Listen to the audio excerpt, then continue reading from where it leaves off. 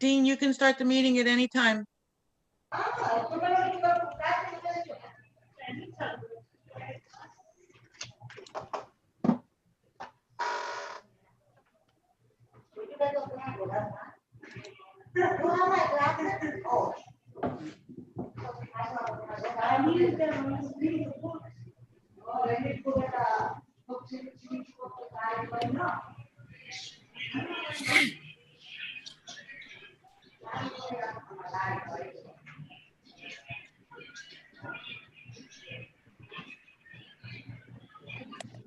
Kevin Marucci, it's 7:33. I think we can start the meeting.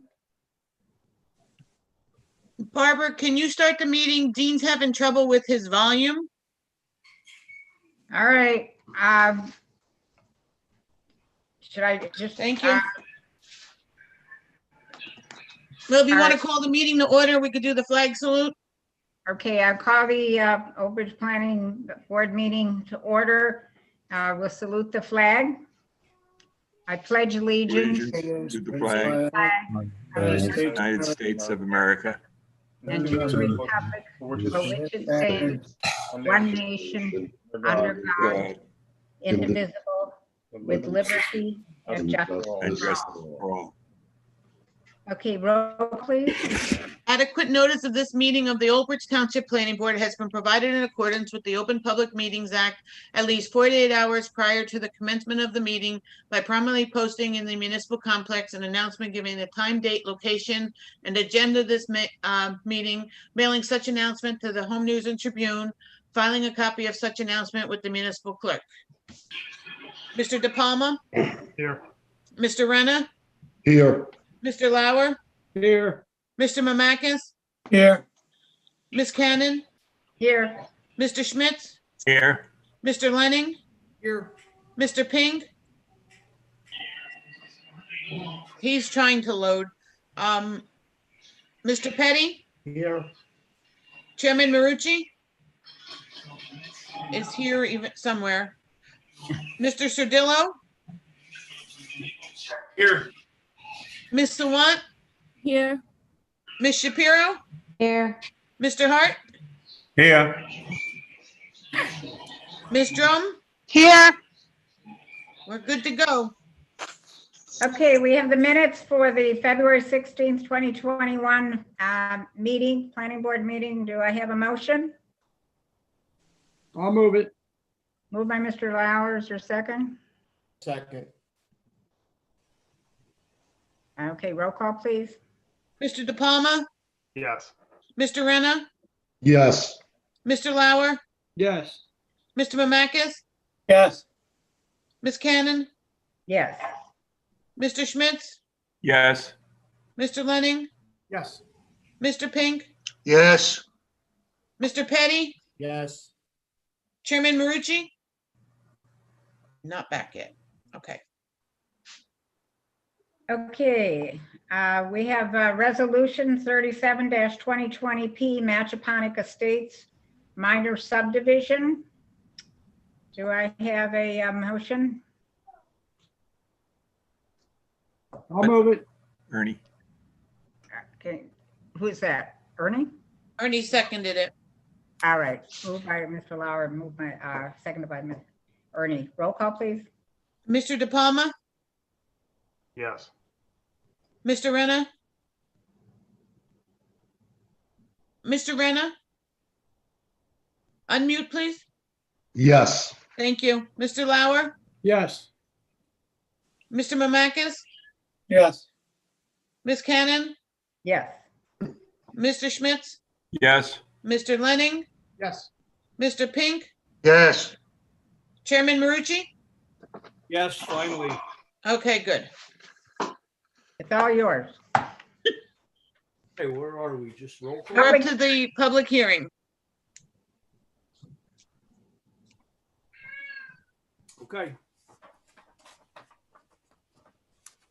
So on the agenda, it shows a resolution. Did we pass the resolution? Yes. That's what you just said. Okay. We're at public hearing, area in need of investigation. Excellent. Okay. So we're moving to the public hearing. And Dina? Yes, I'm ready. Okay, thank you. Good evening, board members. Just a little change tonight. Dawn is going to assist me with the presentation, and I apologize before I begin because it is slightly lengthy, but I'll try to be as short as possible without losing the content. So, Vina, if I can just jump in, just because you're making a specific presentation, I think it's important that we just swear you in. You've been sworn in and you testified before this board as the township planner and on behalf of the board planner. Just on these type of applications, I think it's important that we swear you in. So if you raise your right hand, do you swear that the testimony you're going to give this evening is the truth, the whole truth, and nothing but the truth? I do. Thank you. Thank you. Good evening, board members. Tonight, I'm here to present the area in need of investigation study for properties located at the intersection of Jake Brown Road and US 9 and the intersection of White Oak Lane and Jake Brown Road. At the last meeting, I had made a short presentation just to give you an overview of the boundaries of the study area and included that the council had passed a resolution directing the planning board to conduct this study.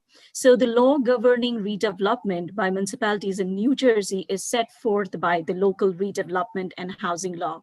This statute grants the governing body of the municipality the power to authorize the planning board to conduct a study to determine whether an area is in need of redevelopment. To make such a determination following the completion of the study, which you already have received in mail 10 days prior to this hearing, and adopt a redevelopment plan for the designated area if the planning board finds that the area meets the criteria. The Old Bridge Township Council directed the planning board to undertake the study via resolution memorialized on January 26, 2021.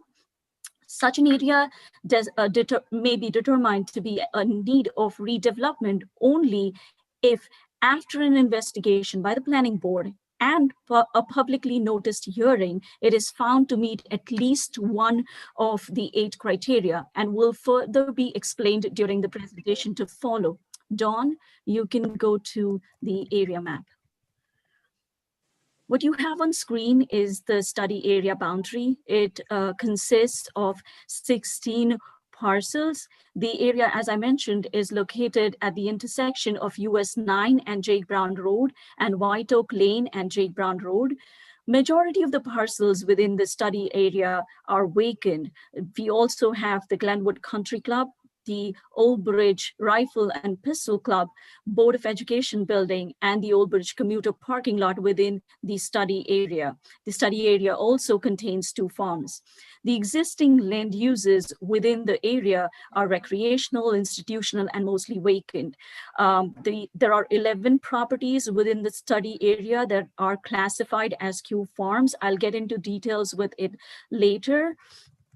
Next slide.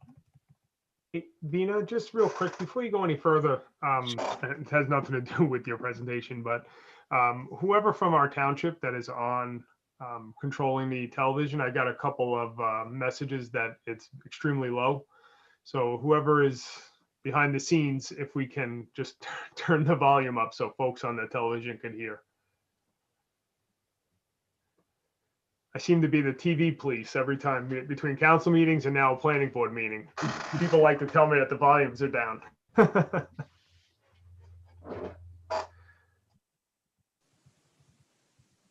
I apologize for cutting in. I just want to make sure that the folks are hearing this. No problem. Dawn, slide 5, please. This slide contains the parcel information. So the block and lot number, the address for each parcel with the parcel map is shown on the slide. Next slide.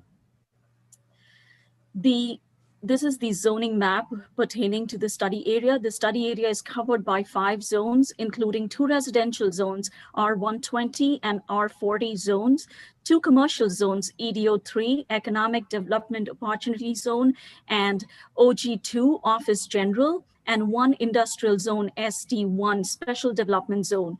There are 3 parcels within the study area that straddle between 2 or more zones. These properties are mostly located to the east side of Route 9 on either sides of Jake Brown Road. Next slide. This is the zoning information pertaining to all these 5 zones. Next slide. This map shows the land uses. As you can see, there the study area is comprised of 3 land use categories: recreational, institutional, and vacant. Next slide.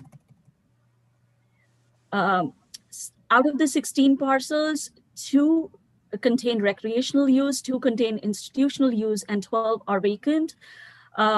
Of the 12 vacant parcels, 11 parcels are assessed as Q farms. 1 parcel is a township-owned vacant land. Next slide. This is the woodland management properties. So majority of these parcels are within the state-approved actively managed forest management plan. And based on New Jersey's Farmland Assessment Act of 1964, which is administered by the Department of Treasury, it provides for lower assessment based on productivity of the farmland.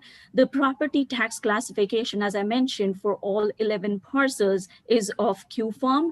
The Farmland Assessment Act was amended in 1986. And why I bring this up is because it requires some woodland owners to develop and implement a state-approved and actively managed forest management plan to qualify for reduced property taxation. The woodland properties must comply with and perform the required work each year as outlined in their programs.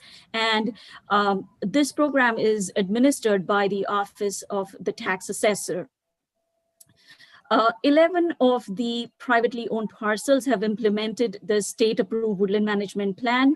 2 such properties located to the north and south of Jake Brown Road, both located on northbound US Highway 9, contain farms as well as woodlands. Next slide. This map actually shows the a smart growth. It's a smart growth map showing the various access routes, the access to public transport, and the quarter-mile walking radius. So the study area is accessed via US Highway 9, Jake Brown Road, and White Oak Lane. New Jersey Transit bus number 139 and 818 have their stops in close vicinity of the study area. There exists a commuter parking lot within the northeast quadrant of the intersection of Jake Brown Road and US Highway 9 northbound. The parking lot is made of gravel and can accommodate up to 120 vehicles. The NJ Transit bus lines follow these routes. So Route 139, which is Lakewood, Old Bridge, and New York, it traverses through these 3 towns. Bus number 818, which traverses through New Brunswick, East Brunswick, and Old Bridge. Next slide. So in order to conduct this study, we reached out to the various departments within the municipality to see if there were any violations, any activities that happened in the past 5 years. The planning board, the planning department, there were numerous applications filed within the past 30 years, but none of them really came to fruition. There were minor projects that were constructed, but to give you an example, the report has more details of these projects, but there was an hospital that was approved for one of the property almost 20 years ago and was never constructed. So details of all the planning board actions have been included in the report. With OBMUA, the Old Bridge Municipal Utilities Authority has confirmed that there is existing water main connection within the vicinity of the study area. All water mains are assumed to be in good condition. The OBMUA also confirmed that there is a large diameter trunk sewer near Jake Brown Road, and that is in poor condition. There is no sewer connection available within White Oak Lane. Also, there is no sewer within US 9 and north of Cottrell Road. There are sewers and pump stations within the golf course though. With fire, the fire department has confirmed that there were no activities within the past 5 years.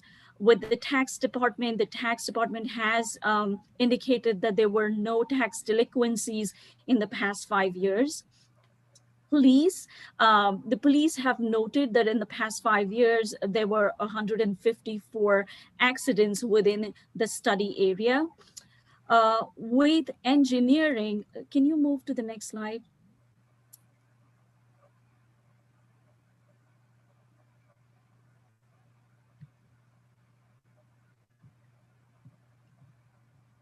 So this is Jake Brown Road, a south extension. The arrow points out to the area which I'm talking about. The first 1,800 linear feet of the roadway from County Route 516 is approximately 30 feet wide, paved surface with curbing on east side and no striping. The remaining length of the roadway is an unimproved dirt roadway that terminated at Old Bridge Rifle Club. The roadway pavement within the commercial area contains moderate level of alligator cracking, potholes, and several trench repairs.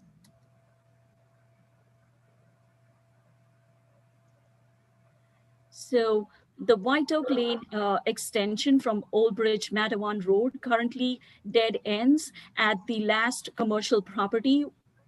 The first 2,500 linear feet of the roadway from County Route 516 is approximately 52 feet wide roadway with 20 feet of pavement in each direction with curbing on both sides and a 12-foot wide grass median. The remaining length of the roadway is an unimproved dirt roadway that has been cut through the wooded land between White Oak Lane's southern portion and the northern portion to be constructed by the Oak One developer. The pavement along White Oak Lane is in poor condition with moderate alligator crackings and pothole repairs.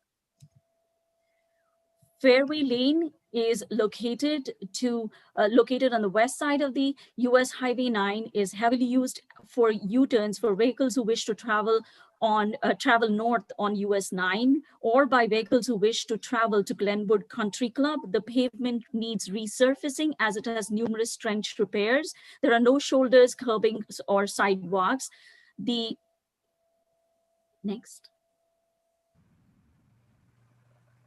Jake Brown Road within the Board of Education property is improved. The remaining portion of Jake Brown Road is unimproved, partially paved dirt road that traverses through the property with no right-of-way dedications or easements.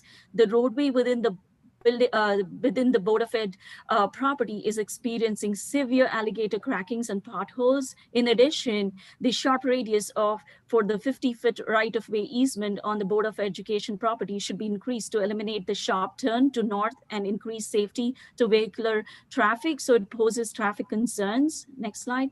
Next, sorry. Jake Brown Road east of US Highway 9. The Jake Brown Road on east side of US Highway 9 is heavily used for U-turns again for vehicles who wish to travel south on US Highway 9 or vehicles who wish to travel on Jake Brown Road west from US 9 northbound. East of this intersection, Jake Brown Road width narrows to approximately 15 feet and is unimproved with farmland and wooded properties on either side.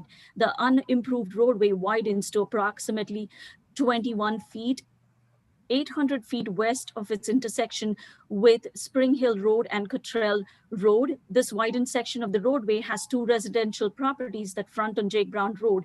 Because of the existing skewed intersection of the Jake Brown Road with Spring Hill Road and Cottrell Road, it is not favorable to direct traffic towards the intersection without further improvements of the intersection or realignment. Next slide. This is the property valuation chart. So typically when the improvement value over the total value of land is less than 0.47, it is a clear indication that in the past couple of years, no improvements have been done. And you can look at the column to the right, which indicates all the improvement ratios. And you will notice that none of the properties have really had any improvements. So all 16 parcels have a low improvement ratio, implying that there has been no improvements on these parcels. Next slide. So in order to conduct this study, the statute requires that the study area is consistent with the master plan, the New Jersey State Development and Redevelopment Plan, the municipal land use plan. So I will first go into the master plan. On September of 2017, Old Bridge Township adopted its master plan re-examination report. This report, as you know, was updated in May of 2020. There are a number of recommendations in the master plan re-examination report that clearly support redevelopment of this area. One is C1, which talks about current and future. This one specifically talks about the area. Current and future redevelopment areas should be examined for their potential to revitalize areas and address future affordable housing obligations. Redevelopment presents an opportunity to utilize vacant, abandoned, and underutilized parcels for creating economic development opportunities, as well as inclusionary housing. As discussed above, the areas located along Route 9 north of Jake Brown Road and extending to the vicinity of Route 9 and Route 34 intersection are an economic corridor and should be further explored for multi and mixed use through redevelopment.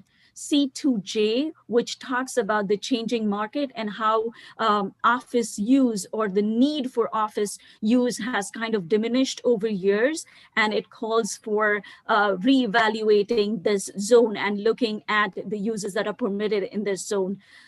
C6, which specifically talks about sustainability plan.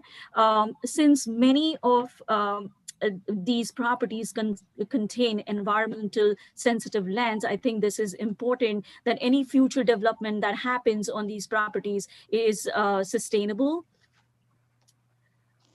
I will first switch to the municipal land use law before I go to the state plan. So municipal land use law, there are several purposes of the municipal land use law that are supported by this area investigation study.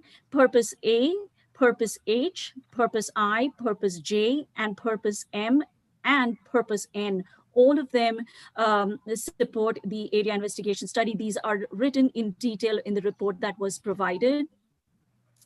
The New Jersey, the last one, the New Jersey State Development and Redevelopment Plan, which was adopted pursuant to State Planning Act, contains a series of smart growth goals and policies and mapping that reflects desired growth patterns within the series of state planning areas. The developed parts of the study area are located fully within an area that has been designated as smart growth area by the New Jersey Office of Planning and Advocacy. Smart growth is commonly referred to as growth that preserves the environment, the economy, and the community equally. It attempts to concentrate development into already existing communities when possible. Such type of developments are called as infill developments, and I will talk in detail in the next slides, but there are portions of the study area that fall into the metropolitan planning area where infill development or redevelopment is highly encouraged. Next slide. So the study area is located within three planning areas: Metropolitan Planning Area PA1. Portions of the study area also lie within Suburban Planning Area PA2 and Environmentally Sensitive Planning Area PA5.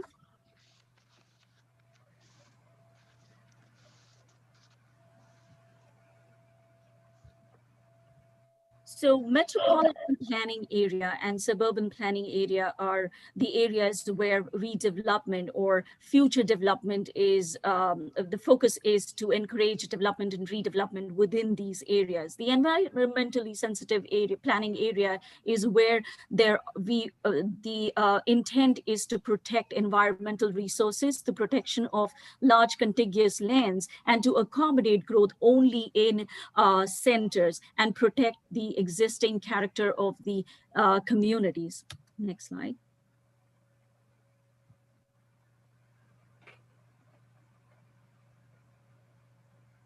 As mentioned earlier during this presentation, in order for this study area to be designated as an area in need of redevelopment, the site needs to meet at least one of the criteria listed by the statute. An area may be determined to be in need of redevelopment only if and after investigation by the planning board and a publicly noticed hearing, it is found to meet one or more of the following criteria. So first, criteria A, substandard building conditions. Criteria B, abandonment of commercial and industrial buildings.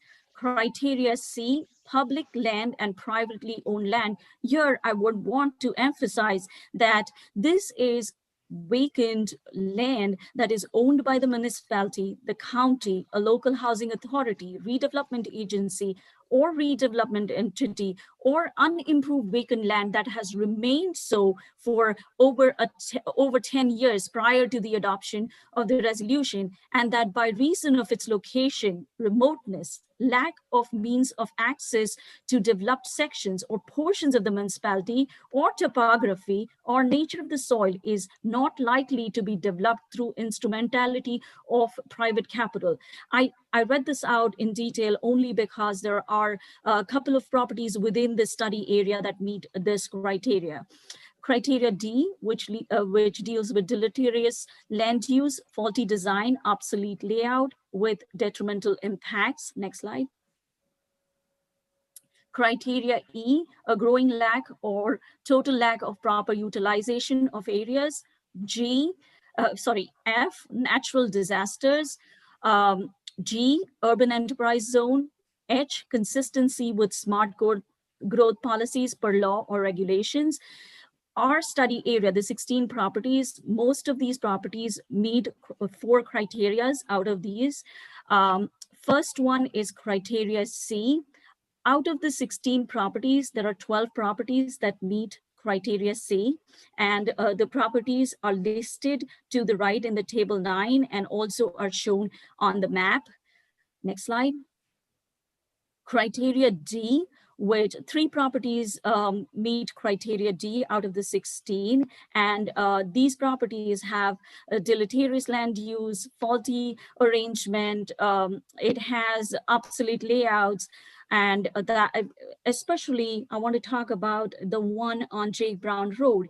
The entire property does not meet criteria D. However, there is a portion of the property that contains the Old Bridge commuter parking lot, and this parking lot has a gravel parking area. There are no delineated parking spaces. The entry and the exit to the commuter parking lot is dangerous, and that's why it has been assigned criteria D. Next slide. Criteria H, These are properties that the designation of the delineated area is consistent with smart growth principles.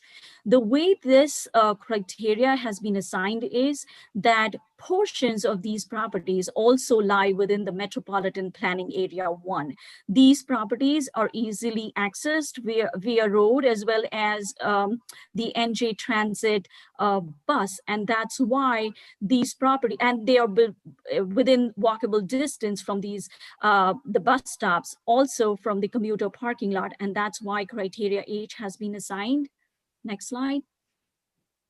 Section 3. So basically, this is a section if a redevelopment area does not qualify any of these 8 criteria. However, the inclusion of the parcel is quite essential to sound planning of the entire area. You can use section 3, and there are 11 properties out of the 16 properties that meet section 3. Next slide.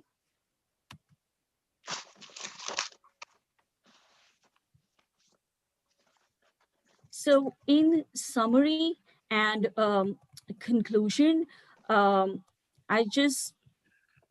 the local redevelopment and housing law is a very effective tool that can be used to revitalize neglected sections of the municipality that have a potential for development and may benefit from the redevelopment status. As you all know, in the past 1 year, the Old Bridge Redevelopment Authority has been looking at various sections of the town, and we have been coming in front of the council with requests for evaluating these areas. I was in front of the board a couple of months back with the Old Matawan Road study area, and now it's the Jake Brown Road area. I am pretty positive that the agency will continue to evaluate other areas within the township that will qualify for redevelopment. The redevelopment designation helps spur economic growth within these areas that have historically been underutilized and vacant. This study is undertaken as the first step to engage, benefit, and create opportunities through redevelopment planning. Based on the analysis of the existing conditions within the study area, it can be concluded that parcels within the study area meet at least one of the local redevelopment housing law statutory criterion.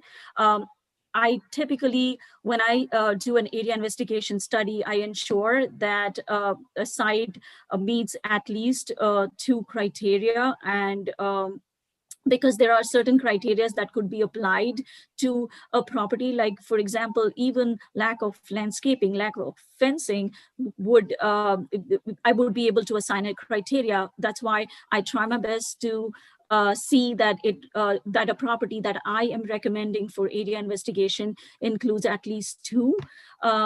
The investigated area in the need of redevelopment for the reason articulated herein, which is most of the parcels within the study area are vacant and underutilized. 3 parcels within the study area have obsolete layout, excessive impervious coverage, wide driveways, lack of curbing, fencing, landscaping, and sidewalks, and thereby discouraging development patterns that encourage safe site circulation and promote public health, safety, and welfare. The existing conditions do not support the development goals of the master plan or zone plan. The foregoing investigation report that has been prepared pursuant to local redevelopment and housing law to determine whether the properties located at the intersection of Jake Brown Road and US Highway 9 and the intersection of White Oak Lane and Jake Brown Road meet the statutory criteria for designation as an area in need of redevelopment. For the reasons relating to vacancy, underutilization, and lack of comprehensive design, it is recommended that the Township of Old Bridge Planning Board and the Township Council take the required action prescribed by the local redevelopment and housing law to declare the parcels identified within the study area as in need of redevelopment. Once declared as an area in need of redevelopment, the Township Council may direct the Planning Board to prepare and implement a redevelopment plan to ensure proper utilization and development of these properties within the study area. I'll take any questions. I'd like to ask you a question. Sure. Will the adjacent properties along Spring Hill and Cottrell Road and Jake Brown Road East, is it possible that they'll benefit with improved utilities, like, let's say, sanitary?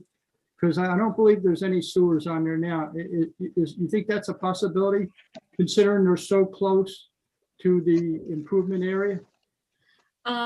Mr. Bauer, I think that would be a part, it is a possibility, but that would be a part of the redevelopment plan when we write that, if this area is designated as an area in need of redevelopment.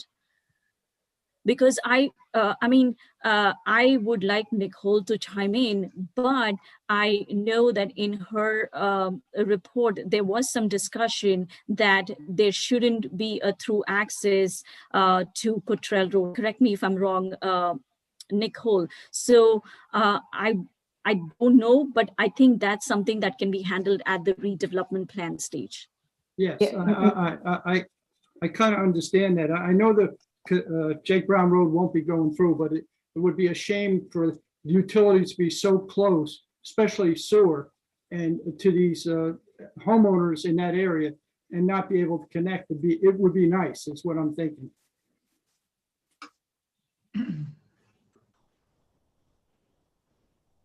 Thank you. Thank you. Any other questions? Yeah, any questions from the board professionals or board members?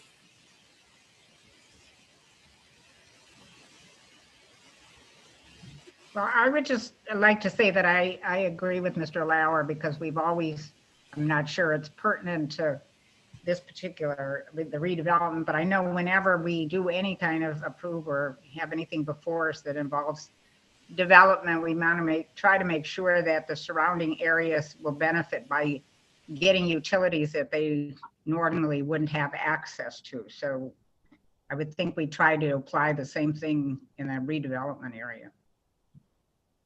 Yeah, I'm in agreement with that as well. Sure.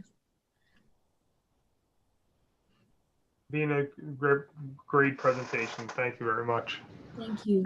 I think it's important that we utilize the tools that we have in front of us, the redevelopment plans and things like that.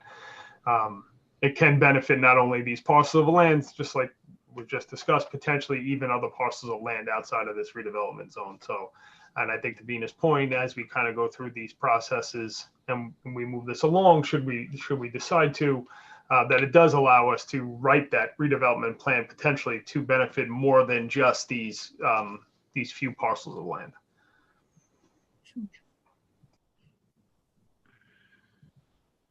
Okay, any final questions? Anyone else before we open it to the public?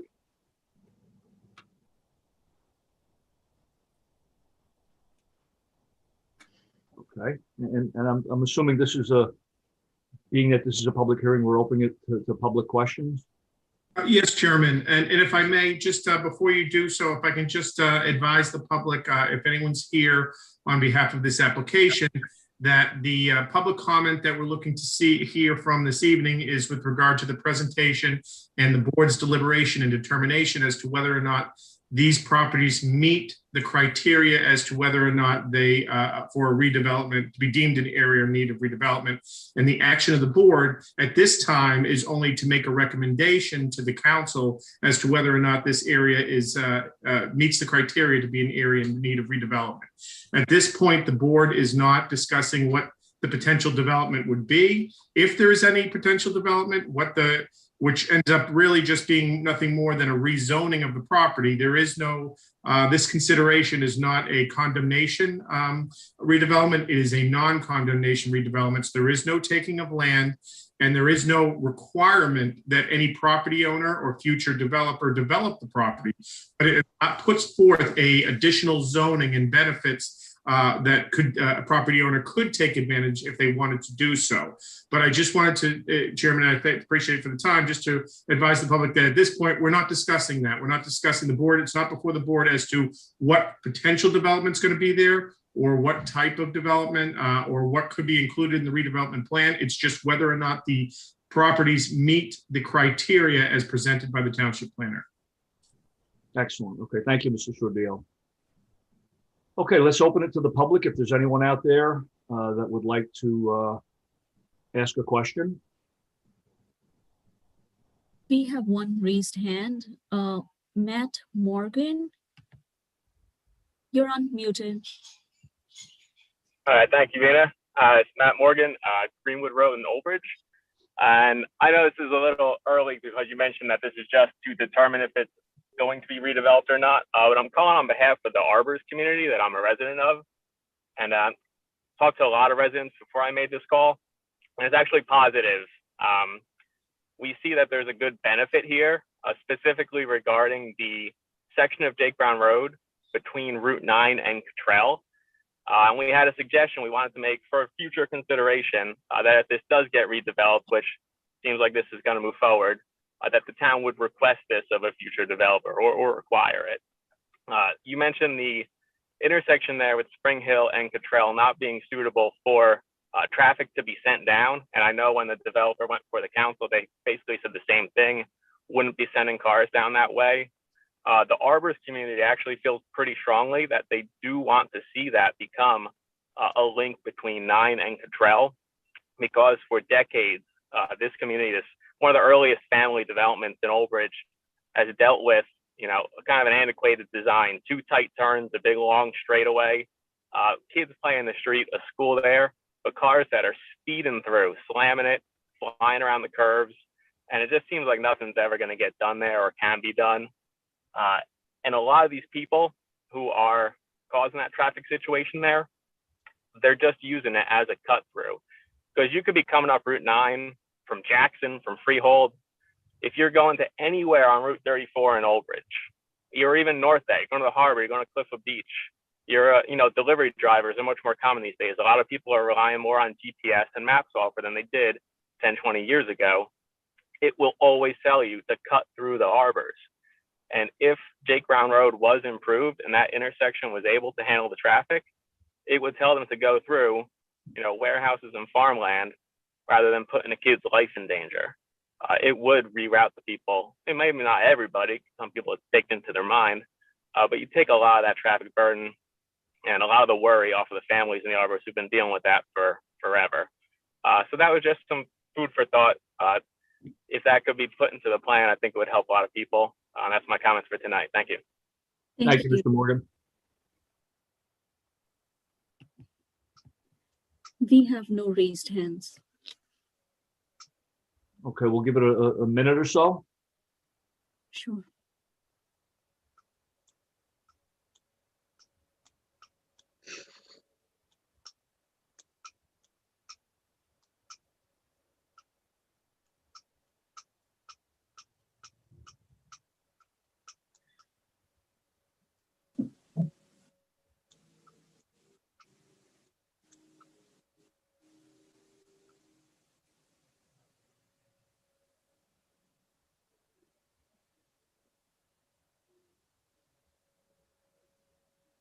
Okay, I think there's been sufficient time.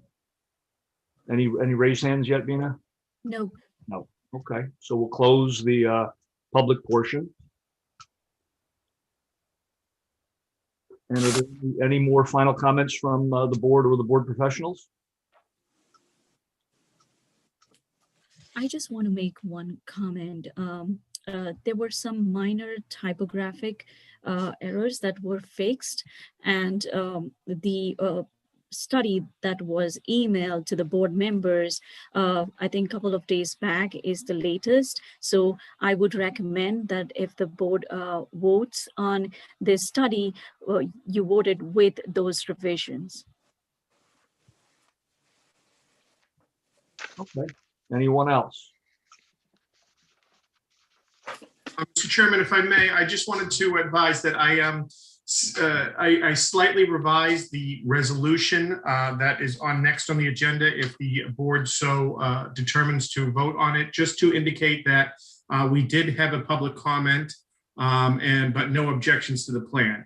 Currently, the draft just included saying that there was no public comment or objections, but we did have a public comment. So I made a slight revision to that whereas clause. I'm emailing it to Vina and Don right now, but just I can just advise that the resolution, that's the only change. So if the board so chooses to vote on the resolution, the third whereas clause on page 2 is just been revised to state that the board received comments but no objections from the property owners or the public regarding whether the study area should be recommended as an area of non-condemnation redevelopment.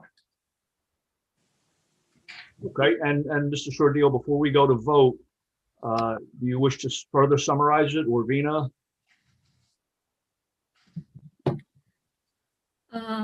Yeah, sure. So as I went through the testimony, out of the 16 parcels, all of the parcels meet the criteria, one or more criteria, and I recommend that the board recommend to the council to designate this area as an area in need of redevelopment. This is a non-condemnation plan for everyone who's hearing. So no property will be taken with this study. So that's pretty much it. Okay, excellent. Thank you very much, Vina, and everyone else. So do I have a motion?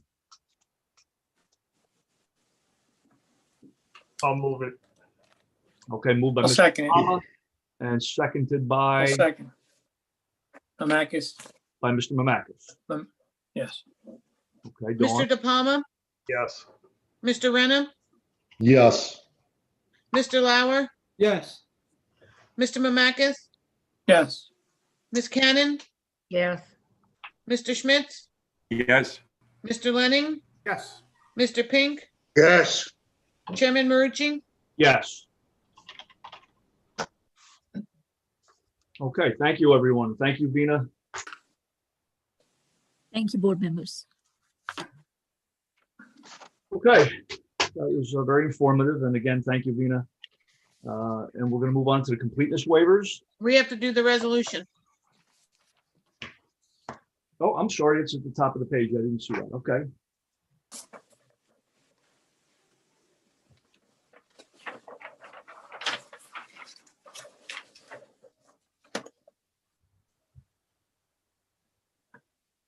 Okay, so moving to the resolution. It's the resolution for the area of need and development. I'm sorry, need of investigation.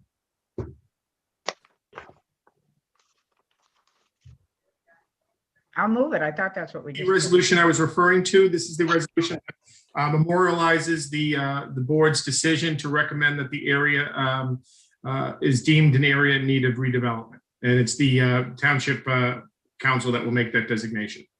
Okay, and it was moved by Ms. Cannon, and do I have a second? Second. By Mr. Lauer. Mr. De Palma, Yes. Mr. Renner, Yes. Mr. Lauer, Yes. Mr. Mamakis, Yes. Ms. Cannon, Yes. Mr. Schmitz, Yes. Mr. Lenning, Yes. Mr. Pink, Yes. Chairman Marucci. Yes. Okay, now on to the completeness waivers. First up, we have 66-2020P, Medina Masjid. And it's a waiver request on items 21, 26, 28, 38D, 38G, 39A, 39B, 39C, and 41C. Okay, do I have a motion? I'll move it. By Mr. Schmitz, and second I'll second it. by Mr. Pink.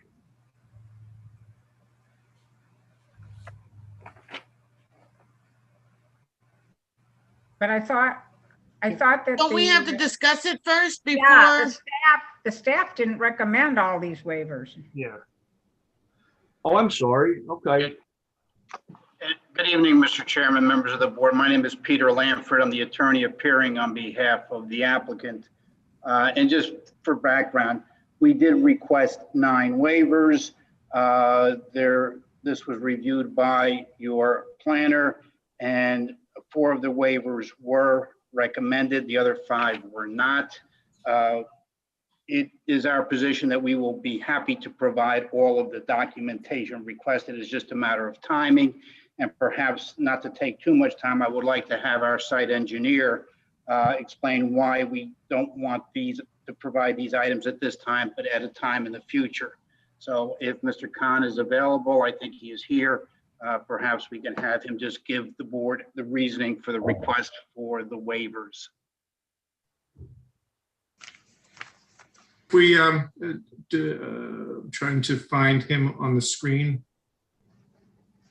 Just wanted Right to here. swear. Oh, there, Mr. Khan, I see you.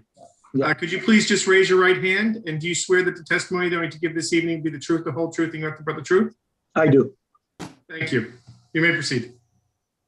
Okay, as Mr. Lanford mentioned, that we are planning to provide all those items.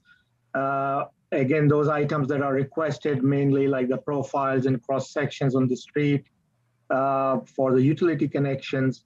They are a little time consuming and costly, and just in order to save some cost and time, the applicant decide to try to get a waiver for these items. But again, we understand, and the applicant understand, that as part of the approval process and the engineering review process, they have to provide all that information, and which they are willing to provide at the time. And I think some of the other, let me just go through the list here. Yeah, I think as far as the statement of the status of the approvals, like, the applicant knows that they have to go through the process, like they have to go through the soil erosion permit, Old Bridge Municipal Utility Authority permit applications, and any other relevant applications and permits that are required. They have to pursue it. But it's just, as I mentioned, it's just to save some time, like, and possibly, like, usually what happens with these permits, let's see, if you apply the permit based on the current plans, and during the process of review and hearings, the plans change. And if we get the permits now, then the applicant has to go back and amend those permits. So it's just the timing that we want to wait until we know, like, exactly where we are with the application. And when we know, like, okay, we are almost there as far as the review process and review comments, then the applicant will apply for all these permits that are required.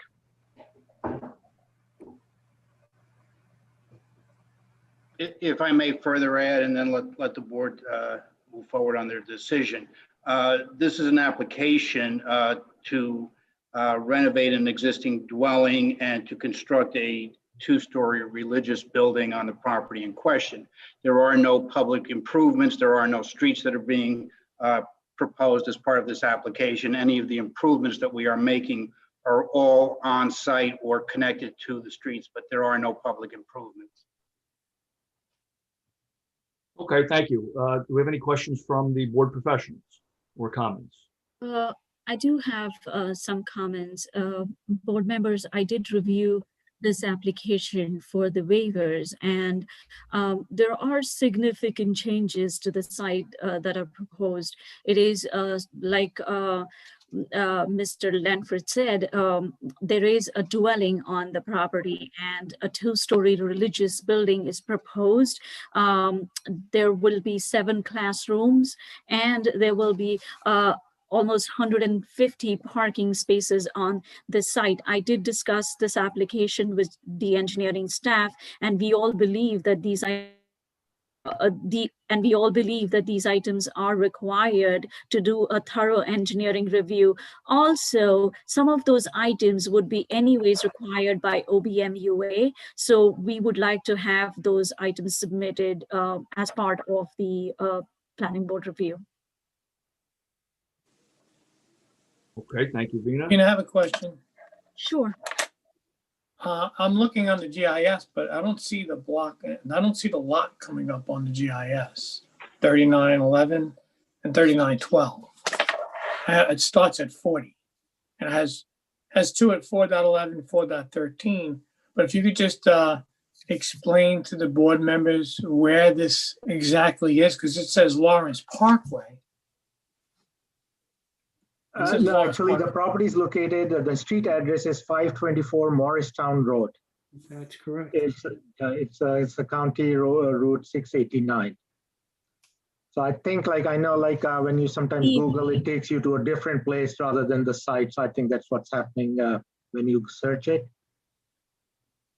Steve, please bear with me. I'm actually trying to share the township's GIS. Actually, I know where it is now, but I think the board members, hopefully, all should, I guess, to see where it is. Do we have any This landmarks? says Lawrence Parkway, so that basically kind of throws us off a little bit. So is this next to Vina? Is this next to the was it VMS and the parking lot that has the buses right over there? Yeah, next to It's on the Cartech. screen.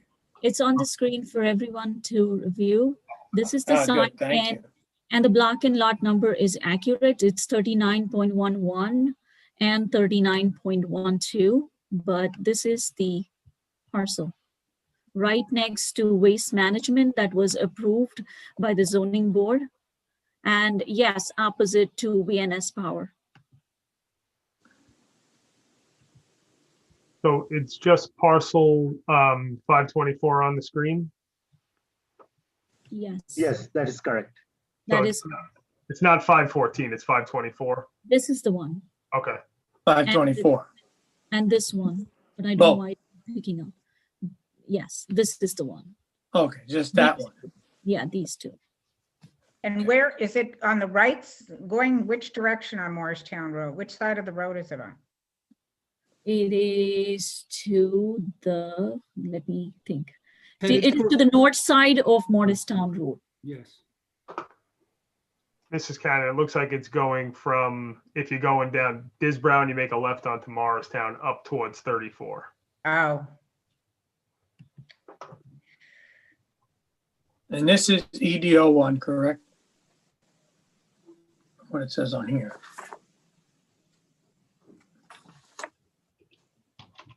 I believe so. Yes, it's EDO one. That is correct, yes.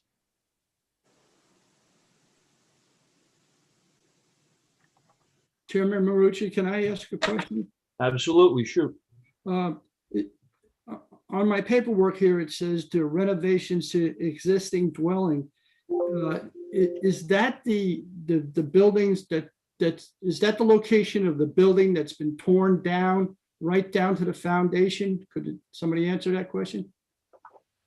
I would be glad if I can share the screen. I can quickly go over the plan that what we are proposing and what's on the site.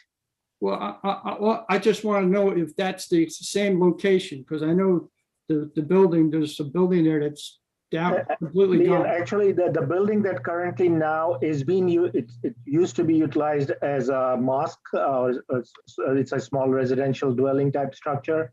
So the proposal is to keep that building or rebuild that building on the same footprint, whereas the main mosque building will be located further north on the property behind, I would say north of the existing dwelling, whereas this existing dwelling will be converted for clergy residence.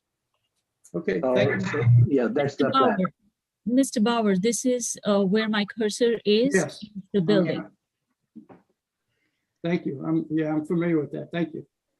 Thank you. Okay. Okay, do we have any other questions? I have no further questions, Mr. Marucci. Dina, I have a question, and I'm sorry if I'm naive to it or I'm just not getting it. So this isn't the actual plan for the area. This is, they're asking for, why are we asking for waivers? Because we don't have like a plan in front of us, or we're not looking to approve a plan. Just trying to understand what the waivers are for. Sure. So typically what happens is when an applicant submits an application, there is an application form that the township has. There is a checklist which is adopted by ordinance, which is supplied to the applicant, and all the items on the checklist have to be provided for by the applicant to be able to deem complete and then schedule them for a public hearing.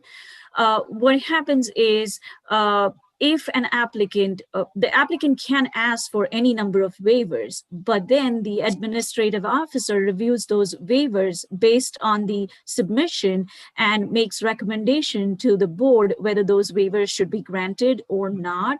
So the application is filed, it's with the planning board, but it's not complete. And what this hearing is that the applicant requested those waivers. However, I'm recommending that majority of the items be supplied to the planning department so that I can review them, deem the application complete, and the application is then scheduled for a hearing. But until the application is deemed complete, the plans typically stay just with me. They're not circulated. Only once the application is deemed complete, they're circulated with everyone.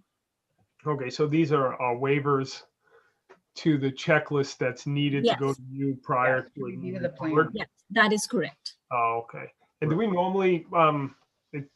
normally give waivers based off of because of time and expense?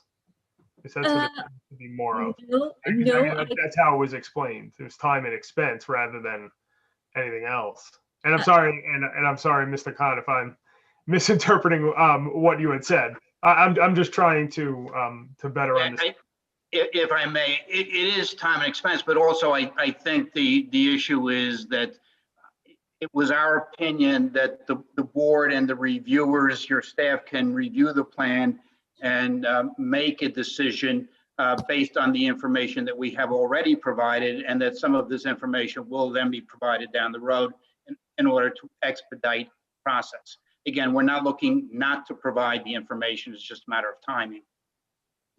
Okay. So, Mr. DePalma, just to clarify it further, to give you just an example, if the checklist requires that the applicant submit a key map at 1:800, and then the applicant submits a key map which is at a different scale, then I would recommend to the board that it's a petty thing and it should be waived. But if there are items that are critical to the planning and engineering review, then usually I would recommend to the board that we need these items. So what happens is that when I get these applications, I sit down with the engineering staff, I review them, I discuss it with them. Whatever we think we need to do a complete thorough review, we recommend that the applicant submit it to us and those waivers not be granted. And that's exactly what happened in this case.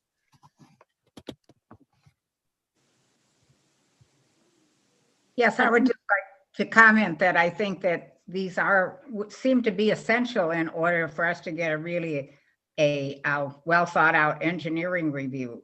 And when we vote on this, we have to have as much of the information as possible to make sure, and our professionals need the information in order to guide us in our review process. So I would err on the side of our professional staff that we should go with their recommendation.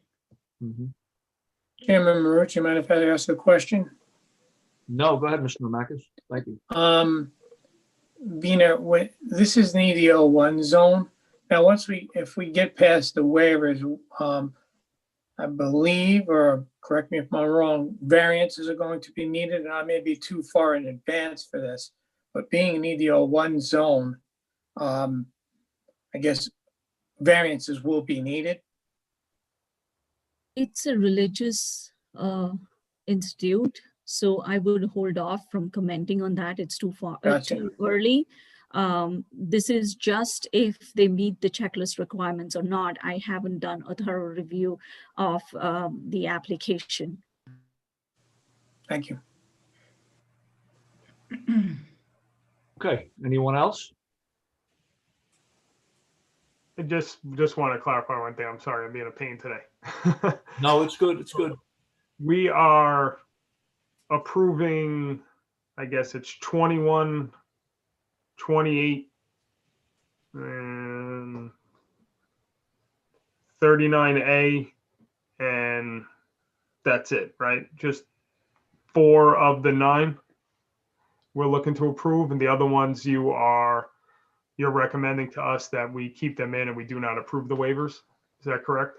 Yes, that is correct. And just to offer a little explanation, item 21 is waived because our checklist is hyper-specific. It requires that the benchmark be NJVD, whereas the latest is NAVD, which the applicant is proposing. So in many instances, because a checklist is not updated, applicants ask for that waiver. Then item 28 does not apply to this application. 39A, they're not proposing any new street, and that's why it doesn't apply. So those are items that I'm recommending the board waive, but the rest of the items will have to be provided.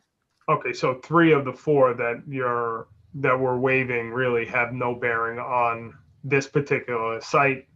And the first one is kind of, we need to update it to have the corrected benchmark.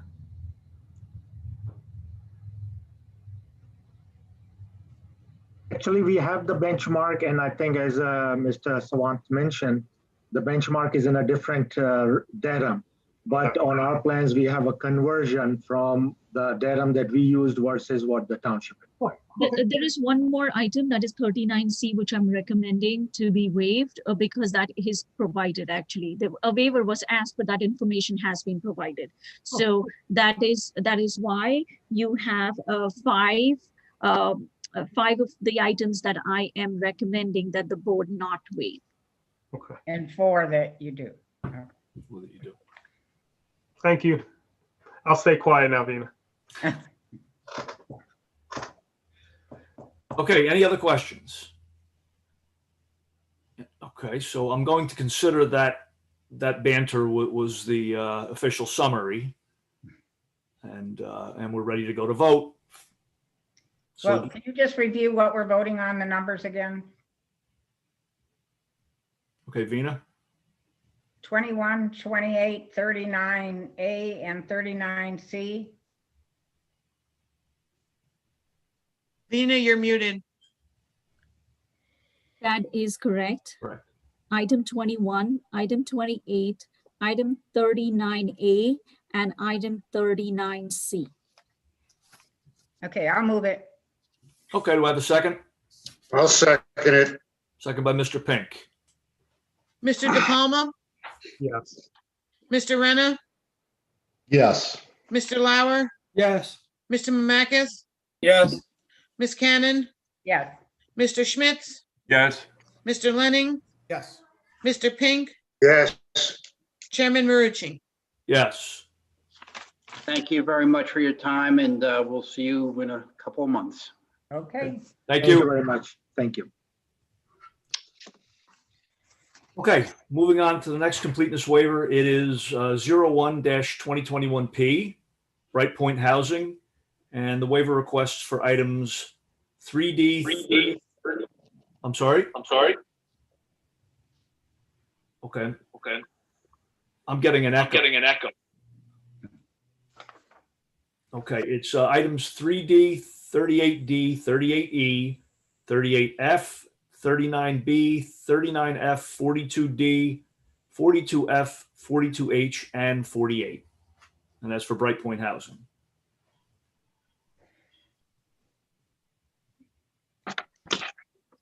Hello, my name is Amanda Curley. I represent the applicant. I believe Dina supported 8 of the 10 waivers that we have, but then I believe my site engineer actually spoke with the engineering department on the other 2. If he could just pop on real quick and explain. I'm here. Go ahead, Paul. So Mr. Anderson, I'm sorry, just because you'll be giving testimony to support the waivers, do you swear that the testimony you're going to give this evening is the truth, the whole truth, and nothing but the truth? I do. Thank All right, so I spoke to one of the town engineers regarding the groundwater or the aquifer recharge statement, and explained to him that we have an extensive recharge system on site that's fully documented in our drainage report, and that our discharge was also to the ground on site for stormwater. And then with that, he indicated that met the intention of the aquifer recharge, because the water is not just simply being discharged into a stream or a drainage system, and that he did not feel additional documentation was required. I don't know, Vina, if he's had an opportunity to speak with you about that, but I know he was going away, or he's going to just be away for a few days and be back to work today. But that was the discussion I had with him last Wednesday, I believe it was. So, Is Vina there? Mr. Chairman, can I just interject? Mr. Anderson did speak to Dave Hall in my office, who helps me out on the reviews for these applications. He did brief me last Wednesday before he did go on vacation that he had a conversation with Mr. Anderson. I did concur with his opinion and the information provided by the applicant, and then had spoken with Vina on feeling that this is acceptable to waive that item on the aquifer recharge. okay. And Amanda, the other item was what? I can hear you. With respect to all the storm sewers. Well, the storm sewers, we have no existing storm sewers on around the property within 200 feet. And I have provided profiles of all of the proposed storm sewers on site. So I believe I have addressed that one, because the adjacent ones, the existing ones are not there. There's nothing there. And two, we have all the ones fully documented that we proposed. So I don't think that's a waiver any longer. I think it's provided. So then the only waiver that we're requesting that Vina did not support was 3D, the recharge assessment. And for the reasons Mr. Anderson put forth and the engineer indicated, we don't feel that that is necessary. And we hope that the board will also grant that waiver. Chairman Marucci, I do agree with Nicole, and the board should be able to waive that item. What about the storm sewers? I think the testimony that Mr. Anderson put on forth is that we actually did provide that already, so we don't need it anymore. So we'll withdraw that request. We don't have to even vote on it. Okay. So the only one that we're looking at here is for item 3D, the aquifer. There's going to be 9 total, but that was the only one that did not have the support of Vina, but now does.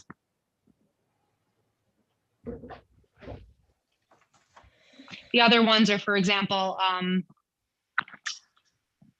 let me see, mailbox and other street furniture. We're not proposing anything on the street, so we don't want to provide it.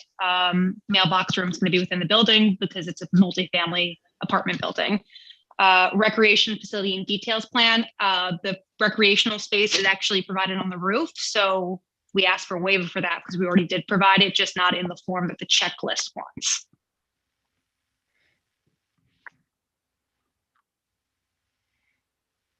And Vina or Nicole, you guys are okay with all of that for us? Okay. Right, so we're all set? Yes, So we we're are. granting all the waivers. Okay, so we'll put it to a vote. So do I have a motion? I'll make a motion that we grant all the waivers. Except, well, we don't need to do the aquifer recharge because they already did it, but the rest of it. For recharge, what we don't need is the storm profiles. Storm sewer profiles. Is that correct, Vina? Yes. Yes, that is correct. Okay. Okay, so moved by Mrs. Cannon. Do I have a second? Second, by Mr. Lenning. Mr. De Palma, Yes. Mr. Renner, Yes. Mr. Lauer, yes. Mr. Mamakis, Yes. Ms. Cannon, Yes. Mr. Schmitz, Yes. Mr. Lenning, Yes. Mr. Pink, Yes. Chairman Marucci. Yes. Okay, thank you, everybody. Thank you.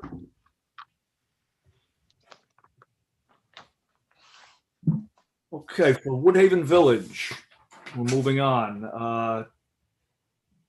05-2021P and the waiver requests for items 28 and 33B. Good evening, Mr. Chairman, members of the board. Ron Shimanowitz on behalf of the applicant. Yes, we're pursuing 2 checklist waivers tonight. And we do have Vina's letter or memo of April 5th, 2021, where she recommends both of those be granted. With Vina's recommendation, we would request that the board vote in favor of the checklist waivers. If the board needs further explanation of the 2, they're somewhat technical. One is providing original document easements, which is somewhat premature since the lots haven't been created. And the other is the scale of the plan, which is a technical item as well. So with Vina's recommendation, we would hope that the board would grant the 2 waivers. Okay, Vina, so they're just 2 technical waivers? Yes, they are. Okay, and you're good with both? And I recommend that they be granted. Okay. Any questions from the board professionals or board members? Okay, that's a pretty simple one. Okay, we'll go right to a vote. Do I have a motion? I'll move it. By Mr. Lauer and a second. I'll second it. By Mr. Pink. Mr. De Palma, Yes. Mr. Renner, Yes. Mr. Lauer, Yes, Mr. Mamakis, Yes. Ms. Cannon, Yes. Mr. Schmitz, Yes. Mr. Lenning, Yes. Mr. Pink, Yes. Chairman Marucci. Yes. Thank you. Okay, thank you. Okay, so that brings to a close the completeness waivers. And we'll move on to the continuance for RD management, 10-2020P. And the application's continued to May 4th, 2021 with published notice to residents and newspaper. They're asking to be continued to July 6th. I emailed you earlier. I also made Yeah. Mr. Sardillo aware. So it's July, Yes. I was just going to ask, July 6th? That's correct.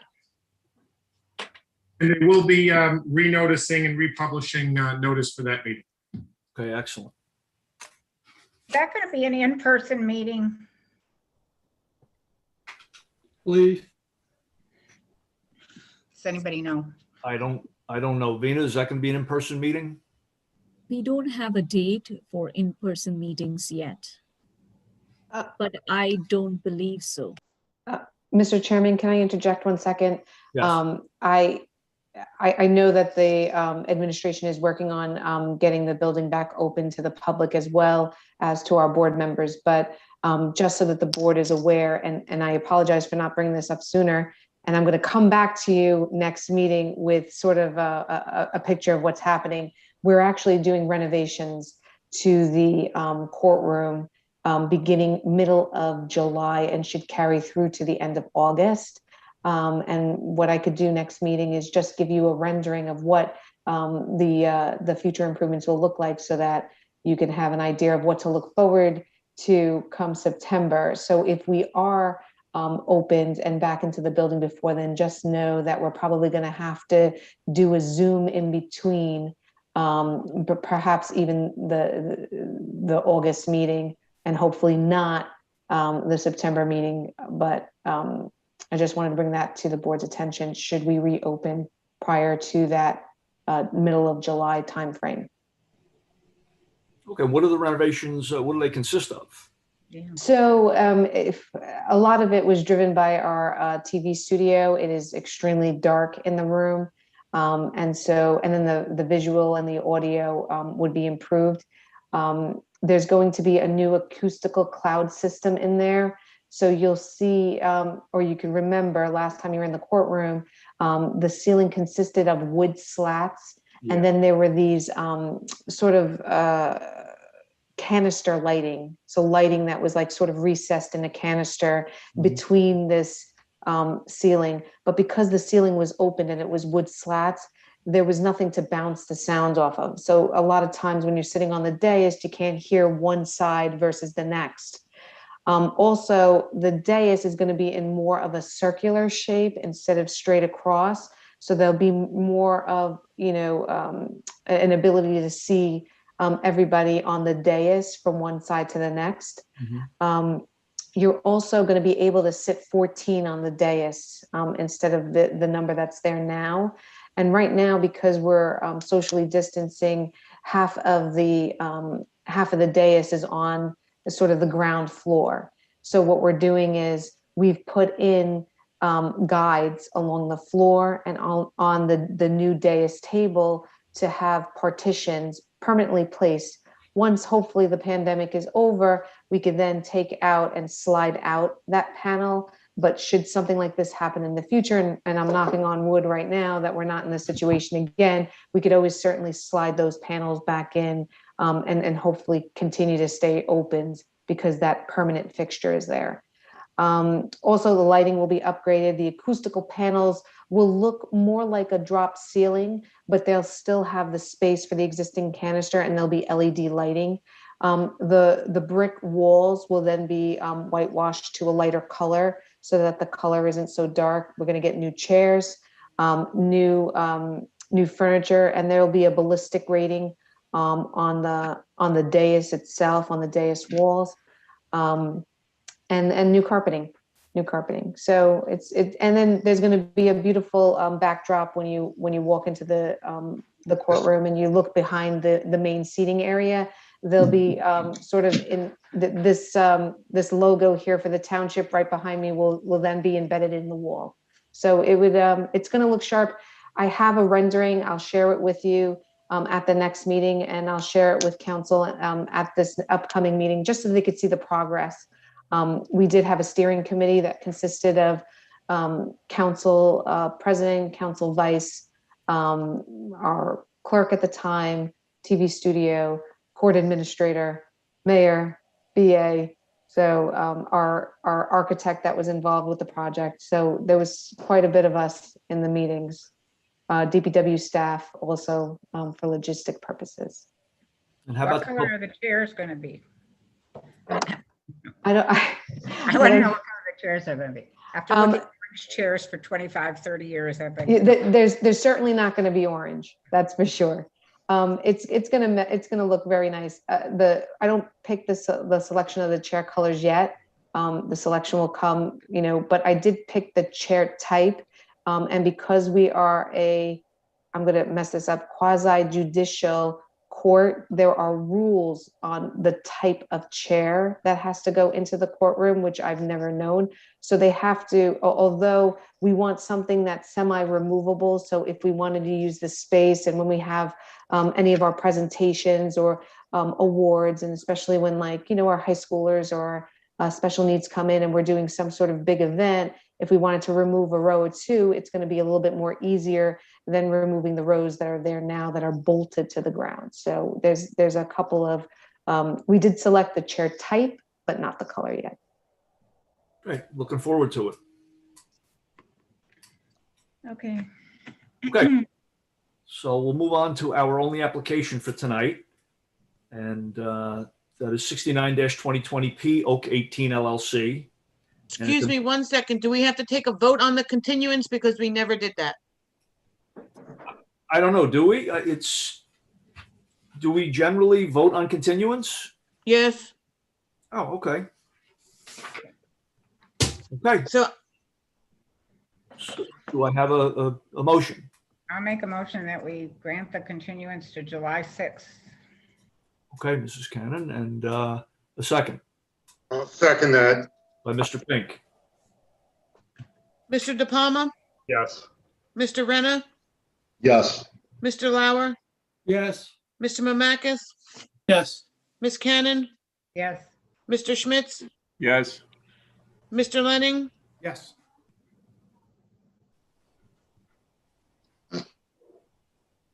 Mr. Pink, Yes.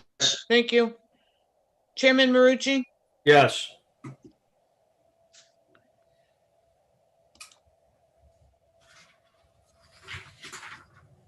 Okay, now on to our only application. 69 2020P, Oak 18 LLC, the major site plan, preliminary and final with C variances. Good evening, Mr. Chair, members of the board. Salvatore Alfieri, can you hear me? Yes. Okay, good, thank you. We were here in February and started with our engineering testimony, but the meeting was cut short because you had a closed session that evening, so we never concluded the engineering. We will call in a moment Jim Henry, who is the engineer who started the testimony. We also have a traffic engineer, Nick Verderies, and a planner, John McDonough. We also have the applicant available, and we also have the architect available if the board has questions of them during the course of the presentation. And we'd now like to call Mr. Henry again. I think I saw him on the screen earlier. Yes, I'm here. Yeah, okay. And Mr. Henry, you understand that you were qualified and you were under oath at the last meeting. Council, do we re-swear him, or does he remain under oath from last time? If usually on a continuance, we don't, but, just because we've had, some hiccup, we didn't continue on March 2nd as we were intended to. It doesn't hurt just to re-swear him in just so that we keep the record clean. So, Mr. Henry, would you please just raise your right hand and swear that the testimony you're going to give this evening is the truth, the whole truth, and nothing but the truth? I do. And once again, just state your name and spell your last name for the record. Sure. James Henry, Henry. And Mr. He was qualified as a professional engineer and testified last hearing on this application in February. Thank you. Yeah. Yes, I'm a licensed professional engineer and licensed professional planner as well. And at the last hearing, we only marked one exhibit, which was the site plan rendering. It was marked as A1. And thank you, Vina. I'm going to ask Jim just to refresh, since there's been a lapse of several months since the last hearing, I'm going to ask Jim to summarize briefly what's being proposed, and then he can continue with his technical testimony.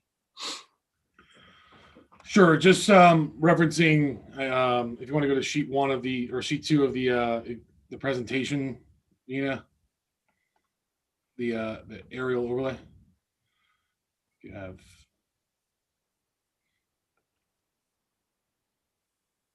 There you go. Just so everyone's familiar with the property in question. The property is identified as block 19013, lots 3, 4, and 5. The property is located on Route 18. Just to the, I call Route 18 travels north and south in my mind.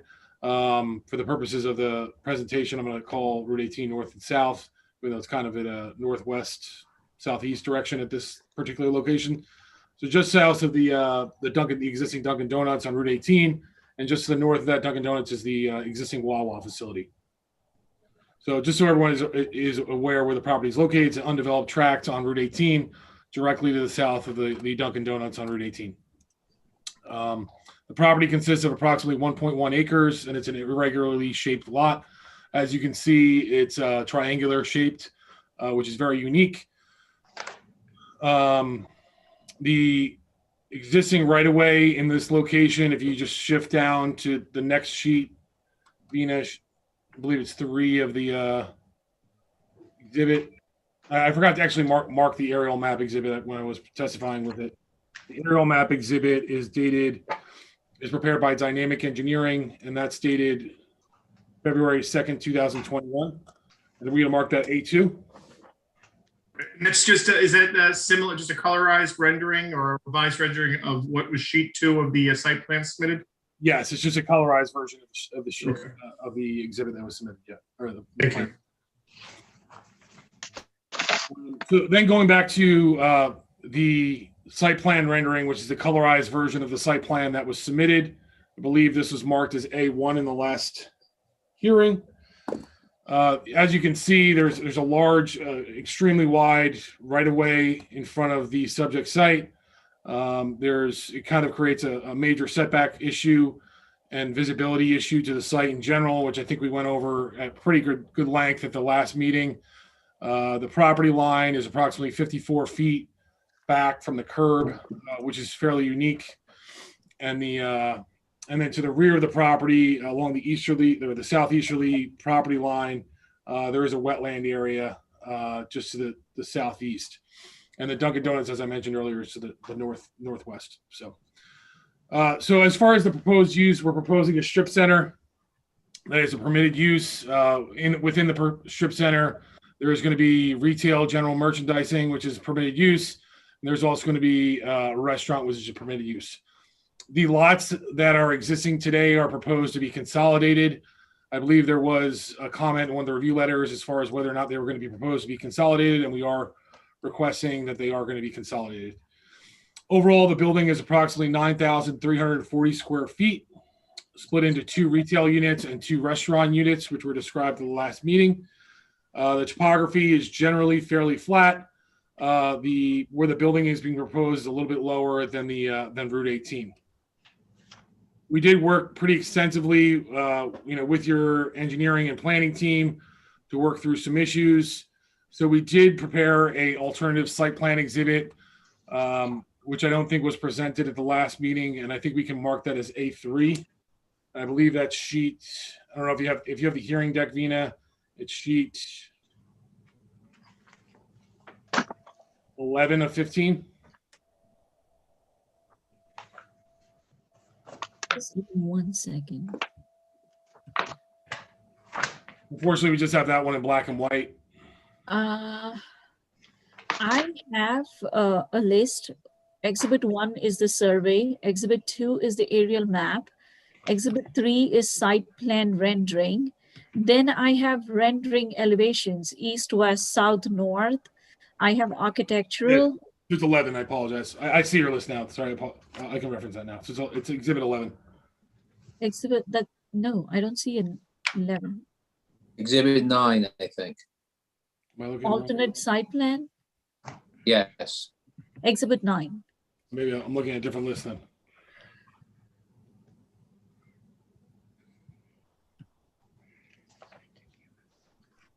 And what's the title and date of this plan? The title is an alternative site plan exhibit, and that's dated January 28th, 2021. Thank you. And what this is, there's just some minor modifications to this plan. There were recommendations by our professionals regarding a couple of different items, which I believe I testified to at the last meeting. But just to summarize a few of them compared to the colorized version, there was a request to basically add sidewalk along Route 18, as well as crosswalks across our driveways, and we're agreeing to do that. We're also providing an ADA compliant pedestrian access into the strip center, which was not proposed as part of the original application.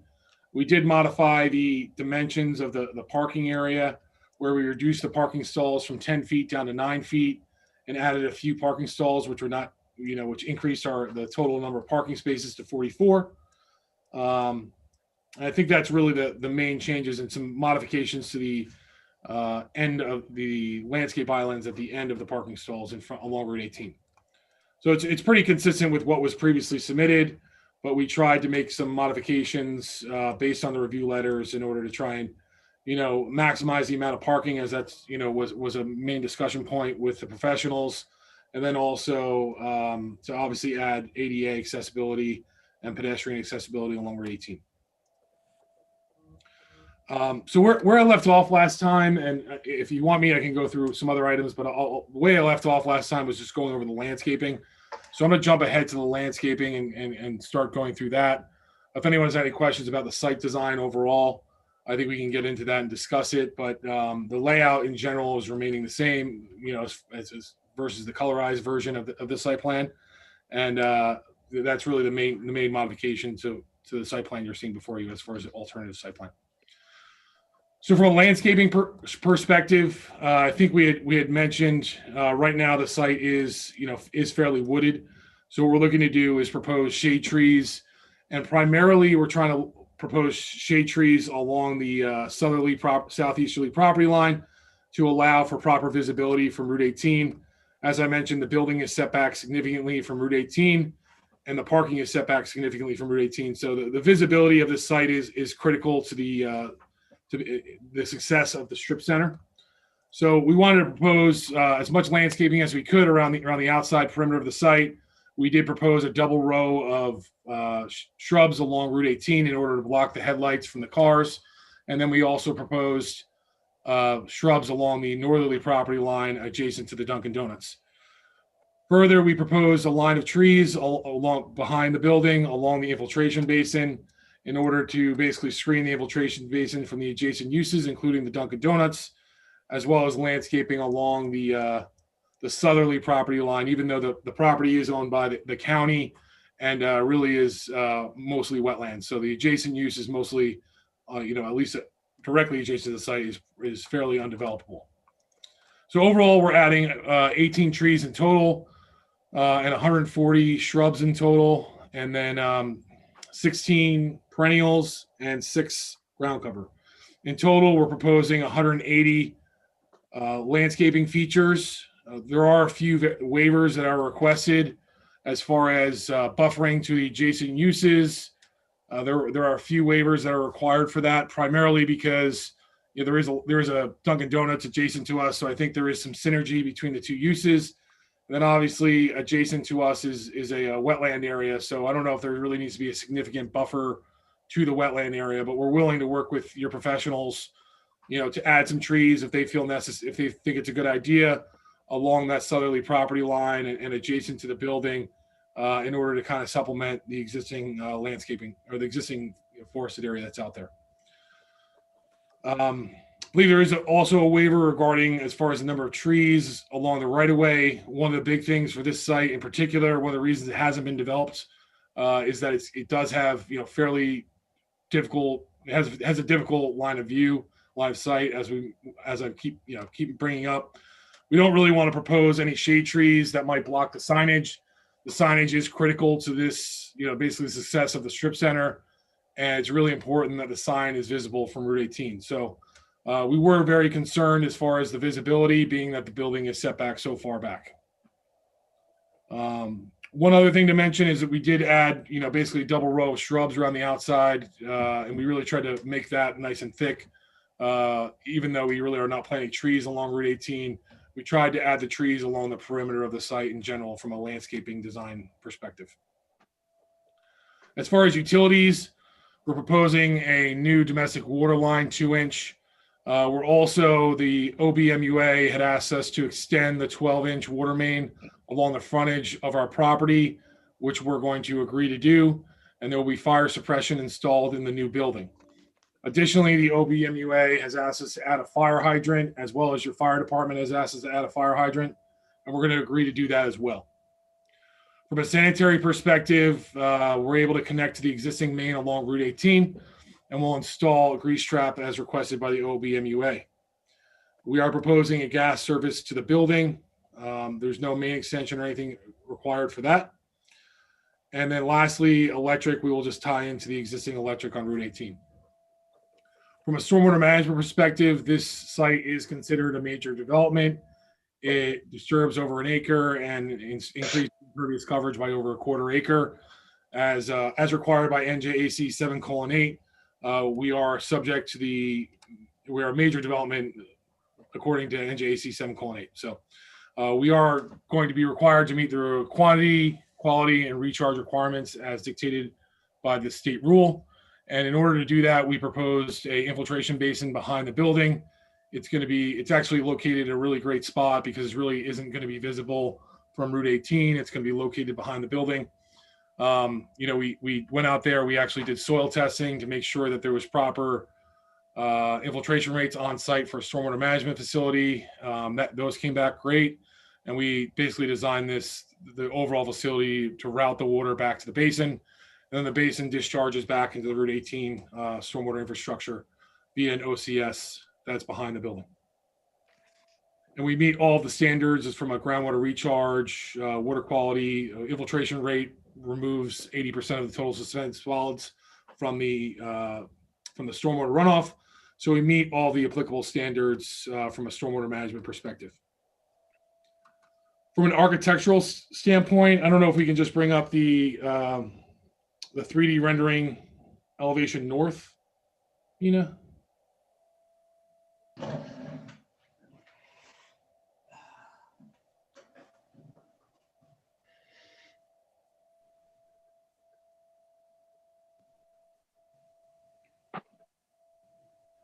Actually, sorry, I apologize. The east.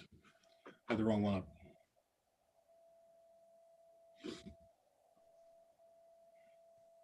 So this is just the front of the building. Just kind of give you a quick overview. We do have our architect available to testify to this, but overall, we're, kind of looking at this as a modern design. We're proposing 4 tenant signs in front of the building with an overhang.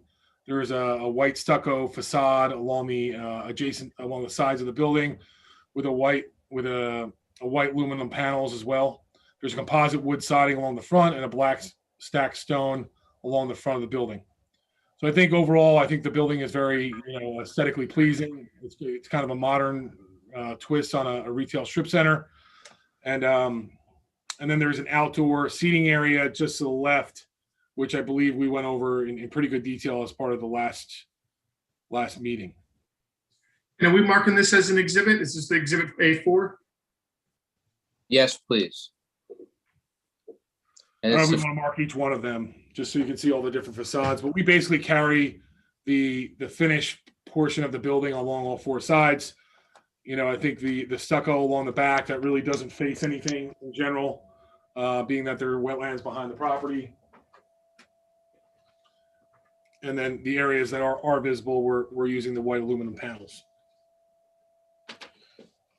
Just for record purposes, though, so we what are we marking each one of these as exhibit? I have the east elevation, which is the front facade, as exhibit A4. What are we marking the rest as? So let's do A4 is the east elevation. A5 would be the south elevation. A6 would be the north elevation. A7, the west elevation. Thank you. So as you can see, we're proposing a very modern, I think a very aesthetically pleasing building at this location. There is going to be a parapet on the building, as long as to basically screen the HVAC equipment on the roof. Overall, the restaurant number 1, if we go to the floor plan, which I think is the next exhibit we have to mark, which is A1. I'm not sure what that is for. There we go. So this will be A8, which will be the floor plan A1, prepared by Cohen Design Build Architects. So this building basically shows there's 2 retail spaces along the left. Those are the smaller of the 2 spaces, or the 2 smaller spaces of the total of 4. The restaurant number 1, which is the one all the way to the left, that will have the 15 indoor seats and 8 outdoor seats. We are requesting some flexibility as far as having some of the seats indoor versus outdoor. I think depending on the weather and given the current COVID situation, we want flexibility given, depending on what happens in the future, be able to move some of the indoor seats outdoor. That's why there is a little bit larger than typical patio in order to be able to socially distance out on the patio, to be over some flexibility as far as, locating some of the tables indoor or outdoor, depending on what type of restaurant it is. We're anticipating it to be, a quick takeout type of restaurant, a pizza or a Wingstop, something of that nature, kind of a small QSR without a drive-through, just something where people can just grab and go and pick up what they need.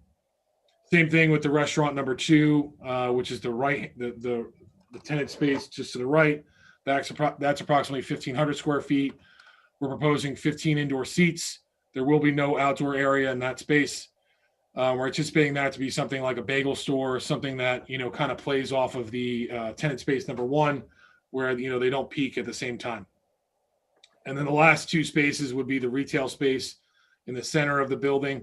That's approximately 3,100 square feet, and retail space number two, which will be the 3,100 square feet all the way to the right.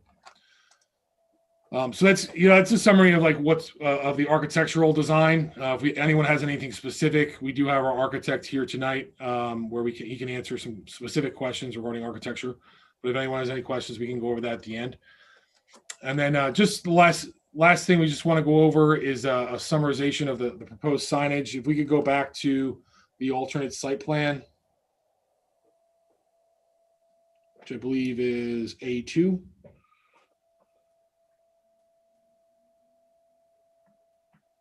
I believe it's exhibit A. A3. A3. Okay. Great.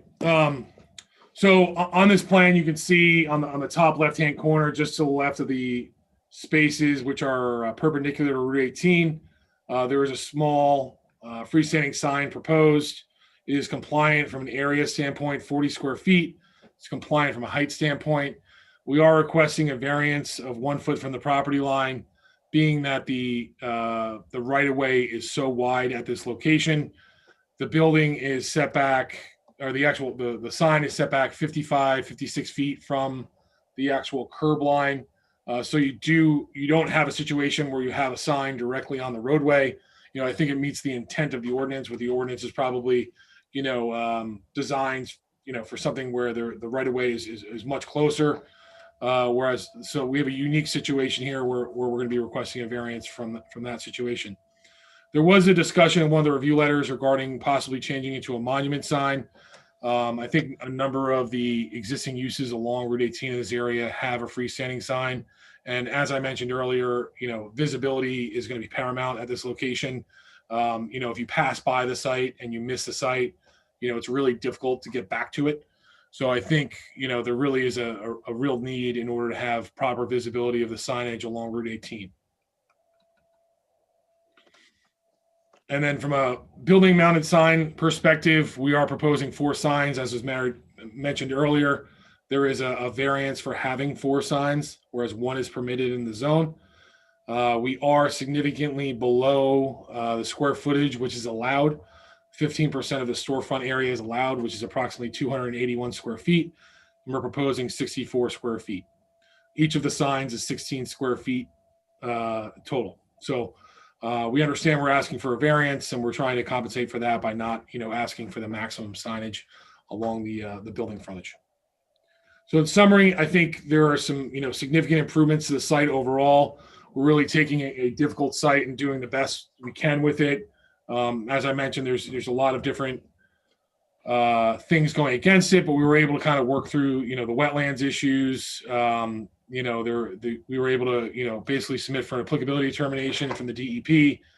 There is it's a uniquely shaped lot, so we are asking for a few variances based on that, being that it is more triangular shaped than square shaped. But I think overall, what we came up with is a great solution. It's going to be aesthetically pleasing. The building is really, a sharp looking building.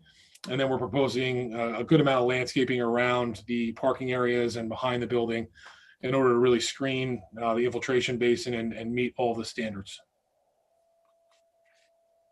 That's all we have of Mr. Henry, Mr. Chair.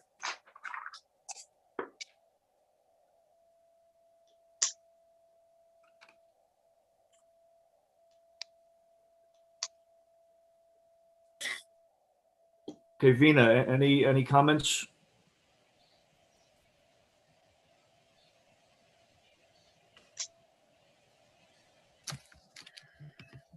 Just bear with me for a second. I just want to stop sharing.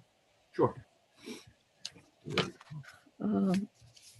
Mr. Henry, can we just go over the report so that it's easier? Sure.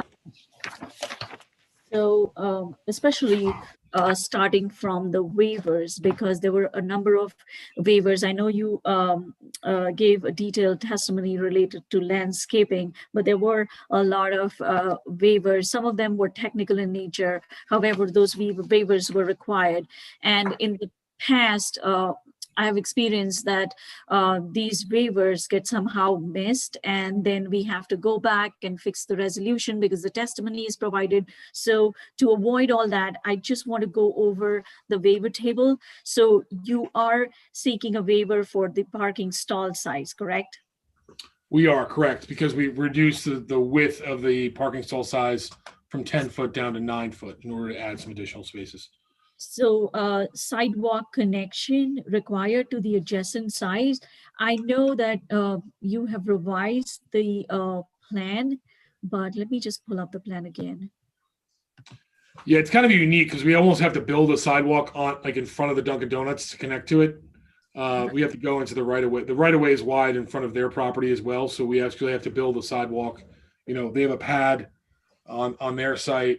And then we have to Let me connect. just put it up on the screen so that the board members can see what we're talking about. Sure.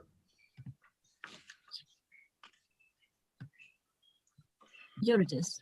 So board members, this is the sidewalk we're talking about. Yeah, so under the existing conditions, there's a small pad area, which is almost in front of the, it's in front of the Dunkin' Donuts property. We're going to be extending that sidewalk towards Route 18 and then basically going to the right and then allowing for the crosswalk to go along our front. It's just kind of an awkward situation because we can't just take the crosswalk and go straight across our property, because there's an existing inlet in the right of way, which would create problems from an ADA perspective if we just went straight across. So we actually have to kind of go around the inlet area and then connect back in and then run it along Route 18. So that waiver would not be required, right? Correct. So curb radii adjacent to traffic flow, 5 feet is required, and the proposed was 2 feet and 3 feet. Has that been altered, or do you still require a waiver for that? So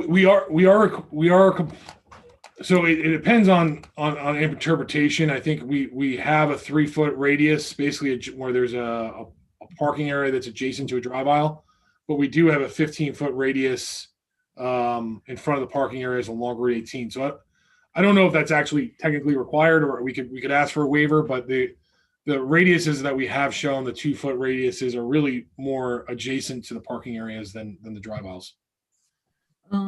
Nicole, any comments on that?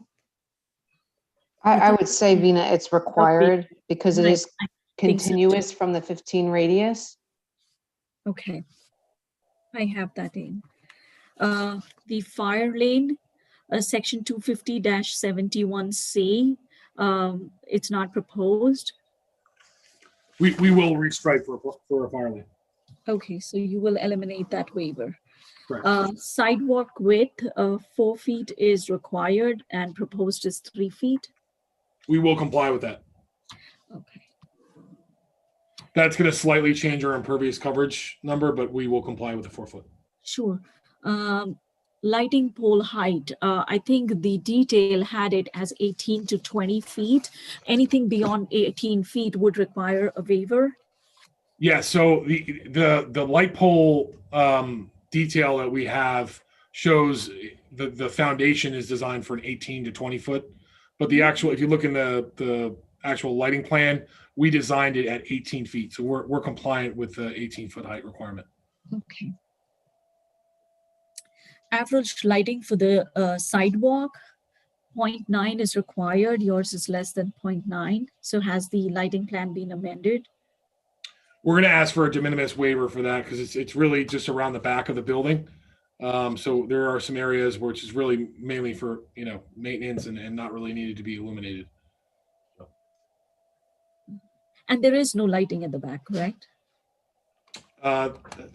Not even the ones that are mounted on the building that turn on with any movement? Let me just double check that. Give me 1 second. Don't believe so, but I want to make sure 100%. I don't recollect seeing that, but.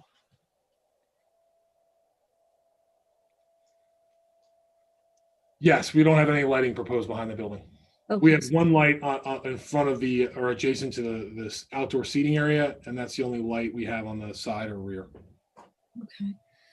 Planting within the buffers. There is planting should buffer the adjoining uses from noise and light. So I noticed that. Let me pull up to the exhibit again. One thing just to mention on This the sidewalk illumination, I believe we're at 0 foot candles behind the building. So I think we need a waiver actually for 0 foot candles, not 0.9. Okay. But I believe there's exit doors back there for safety purposes. Shouldn't there be lighting out there? Is one of these going to be a restaurant? We can add, if you want, we can add additional lights back there. I don't have any problem doing that. At least some building mounted lights, especially at the exit doors, so that they illuminate the path, especially when if there's some night activity and they have to get to the trash, there's some sort of way to light the path. Sure, Yeah. and with the Yes. basin back there as well. We'll comply with that then, right, Jim? We'll address that. Okay. So then, Vina, I think that waiver goes away, right? No, because there's a small area. I mean, we could add another light in front of the building. We had a small area kind of adjacent to the patio, which is at like 0.9. So it would still require the waiver. And Still then you require the waiver. agree, right? And you agree to adding building mounted motion operated lights, right? Yeah, we can either do motion, or if you want, have it on the whole time. I think whichever one you prefer. I think motion censored are fine. Okay. With landscaping, I'll just list the waivers because I know you went through them already, but it's planting within the buffer, section 250-74C1F, 250-74C2H, 250-74C2H1, 250-74C2K, 250-77A2F, section 250-74C2J1. I have reviewed this landscape plan, and like you can see, the property line that is common between the Dunkin' Donut and the subject property, there is planting only on a portion. So there are some technical waivers required from the landscape plan. I would recommend that the applicant work with me to kind of finalize the landscaping plan and just seek for these waivers. Yeah, we don't have any problem doing that. The main thing we just want is just to make sure we have proper visibility along Route 18. I think that's kind of the thing we want to just stress. So. Perfect. For the variances, I would hold off because I know you have a planner to testify, right? So That's I'll just hold off Yeah. from that. Electric charging. Do you have any comment? Yeah, I think we mentioned that. I don't know if it was at the last hearing, but we agreed to install a level 1 charging station.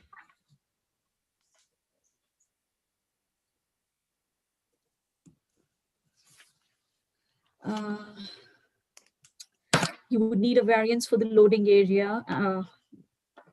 Yeah, we're agreeable to limiting just to box trucks. This is a small strip center. It's primarily going to be, if there are trucks, there's going to be small box trucks deliveries, or just vans. So, we're not anticipating a lot of loading to really occur at this location. So with signage, will the planner testify or will you take the question? What's the question? So I just wanted to find out why a pylon sign. There are ways to have a slightly raised monument sign. You could have a thicker base and create an attractive monument sign. I always feel pylon signs are meant for gas stations and on highly traversed routes like this, but they're typical of gas stations. So would you consider adding a monument sign instead of a pylon? So I spoke to our client, at a pretty good length about this, and just because, we understand the board's concern and your concern about, trying to make it look aesthetically pleasing. At the same time, with the rate of speed that they're traveling on Route 18 and that there's the adjacent uses, the Wawa, the Dunkin' Donuts, both have freestanding signs. We're really, really concerned, as I mentioned, about visibility. So we want to make sure it's elevated high enough where, basically it has good visibility to the cars which are traveling very fast on Route 18. And we would prefer to have the freestanding sign just for visibility purposes. And obviously, given the state of retail, a lot of national brands really, covet proper signage. And I think monument signs are kind of looked at as having poor visibility, especially being that most of the time they're not elevated very high off of the ground. I will not fight this battle because usually I fight over pylon signs, but I did look at the surrounding properties. I did look at the signs that were on the adjacent property, but I just wanted you to testify on that. I think I covered everything. There was only one question, and that was out of curiosity. I had it in my report too. Because the ingress driveway is to the, what is it? To the east. So you have to traverse the entire length of the site to enter the property, and then you turn out. I was just curious, and Deanna and I had a long discussion on this. Did you consider having the driveway first? Because I just feel you're passing the whole site and then you're entering. So there has to be a reason. I'm sure there was a reason.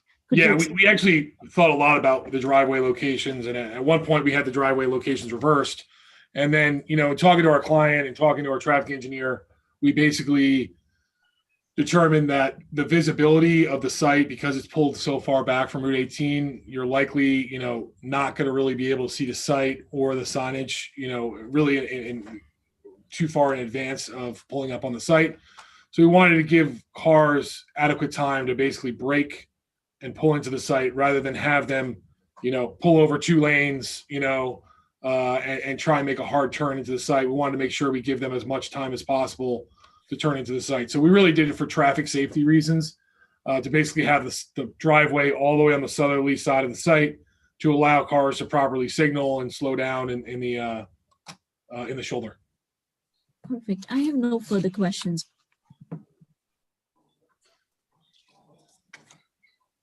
Okay, do you have any questions or comments from board professionals or members? Yeah, Dean, I have one question. You're talking about the signs. What's the difference between a monument sign and a pylon sign? Is that pylon signs are the ones that are like on a pole? Yes. Yeah. Okay. Yes. Pylon signs are the ones that are projected in air and they're supported by 2 poles. And then a monument sign typically has a base, concrete brick, attractive base, and then you have the sign over it. Okay. So pylon signs are typical of a gas station. Yep. Yeah, and I agree. I think driving past the site, you probably won't see that. If it's a sign that's down low, you probably won't see that sign until you're 20 feet past it. Right. And it's pretty far from the right of way. Yeah. As are the adjacent. Wawa's pretty far away. I think all the signs are kind of aligned right in the same spot, almost right against the property line, all like the Dunkin' Donuts and the Wawa, just because the right of way is so wide there. Perfect. Nicole, before you jump in, the planner would testify related to parking. And the traffic engineer. Okay, perfect. I'll hold off from making any comments on the parking. Your turn. Mr. Henry, I heard a lot of, I agree with some of the comments that were made in my report just by the testimony that you had given, and then also the discussion on the waivers that Vina had with you. But is there something, I'm assuming that you're agreeing then to take care of all the comments in the engineering report that starts on page 9 and continues through the end of the report, which is on page 12. Is there something you disagree with or something that you want to pull out and make mention of? Yeah, I think the only thing that really jumps out at me, other than what we've mentioned, is just I know there was discussion that we've had about the velocity in the stormwater pipes. I believe we're going to request a waiver on that. And I think we sent over some additional documentation over your office prior to the previous hearing regarding that. So a few of the site's fairly flat. So in order to get the water out to this infiltration basin behind the building, we are limited as far as trying to have proper, basically slope to the back. We did design it with, proper slope, but some of the areas just don't have that. It doesn't have that much water going to it. Some of the stormwater drains. So the velocity doesn't meet your ordinance requirement. It's still going to work, but the velocity as stipulated in your ordinance, it doesn't meet the velocity. So it's still has proper slope, just the velocity technically doesn't meet the ordinance requirement. And so just for the board's information, our requirement in our ordinance is 2 feet per second in our storm pipes. And usually that requirement is in place for self-cleaning of the pipe system when the rain or the runoff comes and enters it. The areas or the pipe lengths that don't meet that requirement are very early on. So what Mr. Henry was alluding to is there's just not enough water in the pipe at that point to meet that condition. And we had discussed a lot of the drainage concerns that I had over the phone, probably before the last meeting, I think.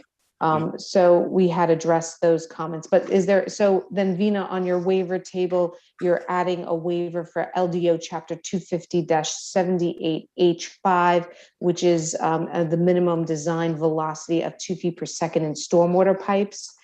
Mr. Henry, did you see anything else that was in the report that you disagreed with? Because I think what I'm hearing is that you will comply with the engineering comments as presented in the report by Vina and myself that's dated February 24, 2021. That's correct. A couple of the landscaping items we had mentioned earlier as far as the waivers. But overall, I think we're going to comply with the majority, the comments, we're going to comply with the comments in the review letter that were not previously mentioned. Okay. And then, Mr. Chairman, I just want to remind you that Deanna Drum, our traffic consultant, is on. I know that the traffic engineer for the applicant hasn't testified yet, but I know that there was discussion on the reduction of the parking spaces. I didn't know if she wanted to chime in on her, because I think that was a recommendation made by our traffic consultant. Deanna, did you want to chime in at this point? Yeah, that was one of our recommendations, was to reduce the size of the stalls, really just to add some more parking, because I think parking is going to be a premium here. So I'm in favor of that. I guess it's a variance or design waiver. Mr. Henry, I guess I have 3 questions for you, if you don't mind. 2 are just really clarifications. Sure. The sidewalk on Route 18, I was just curious, what's the width that you guys are proposing? And I know that's a DOT issue, but I was just more curious. I believe we're proposing 4 foot there. Okay. Your testimony regarding the number of seats, I heard the 15 for, I guess, quote, the bagel kind of shop. Right. What was the other one?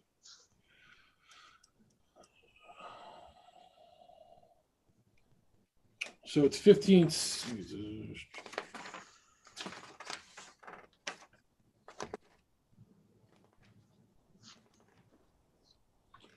it's 15 indoor seats with 8 outdoor seats. Okay. All right. Thank you. And we, in our January 27th letter, we did have a few site plan comments, and I wasn't sure if you had any issues with them or not. No, I think we're generally going to comply with, most of the board professionals' comments. I think they were very thoughtful, and I think many of them very useful in the site design. So that's all I had, Mr. Chairman. Thank you. Mr. Henry, I have a quick question. What's the net gain of parking spaces by reducing the size from 10 feet to 9 feet? It's approximately 3 spaces. You'll gain 3 spaces. Okay. All right. Thank you. Do we have any Dean, questions? Dean? Yes. Can I go? Sure. Thank you. Hi, Tom. How you doing? Good. Mr. Henry, I had a couple of questions. You brought up you're going to suppress the building. Yes. All right? A good thing for me. where is the FDC or where is your water lines going into that building? You have any guess? So I don't think we have that design yet, but I would imagine we likely would have it facing the parking area just so it's easy access for the fire department. I know, but I'm the one that ruins Nicole and Venus' day with parking spaces. Okay. Because somewhere in the front of that building, it's going to stick out the FDC, and Yeah. I need to get to that without going through a 3-foot parking between cars. So I don't want to get you on the bad side of the women, but if you move the handicap spots around, I can work through the blue striping to have that work out. Okay. You know, Would because you it has to prefer be it like all the way on the bottom, the left-hand side of the building, so you could go through the landscaped area? Would that be I easier? don't like to go through landscape areas because I'll make you take all the landscaping out. Okay. Um, Yeah, so we can adjust the location because it's a strip center. We don't have, it just has to be, you know, kind of located in front of the building. I don't think it's a Right. particular location, so we can shift it around as needed. The hydrant that I requested and then the MUA requested, I needed it anyway now that you're putting suppression in the building. Yeah. That will also determine where the FDC is going to come out of this building. Where the hydrant is located. Right. So we'll work with your office and figure out an appropriate location and make sure that the FTC and the fire hydrant. And hold on one second. The egress lighting in the rear, you got to have emergency lighting you're going to get it on the architecturals are going to be cited for some type of emergency lighting if the power goes out for people to egress out of there in case of an emergency. So there's got to be some type of light on the back of the building, at least over each exit door. Yeah, we don't have any problem complying with that. We just, you know, obviously there's a residential zones at the rear, so we didn't want to. Yeah, I mean, a lot of these small strips, they just have a single light right over the top of the doorway. Sure. Just to give enough light to get out. So yeah, so the parking spaces will become a big issue if we can't locate the FDC somewhere close to the handicap spots. Otherwise, you're going to lose. Otherwise, you're going to lose one. We'll shift the ADA stalls all the way to the left, and probably locate it on the front of the building to the left hand side. Are you going to be able to send just like this exhibit right now to my office because this is the new one we're going to vote on? This one that's shown now with the sidewalks and the whole. Yeah, we can send that to you, and then we'll probably have updated. I'll have the architect update his plan to show the FTC, make sure it's, you know, matches up with where our ADA stall is, and make sure that that all complies.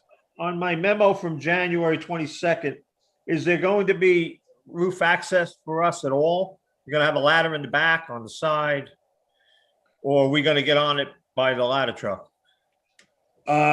I can work with the architects. If you give me a minute, I'll. Oh, that's okay. Yeah, just curious whether one of the suites is going to have a ladder in it, or you're going to put an exterior ladder on the back.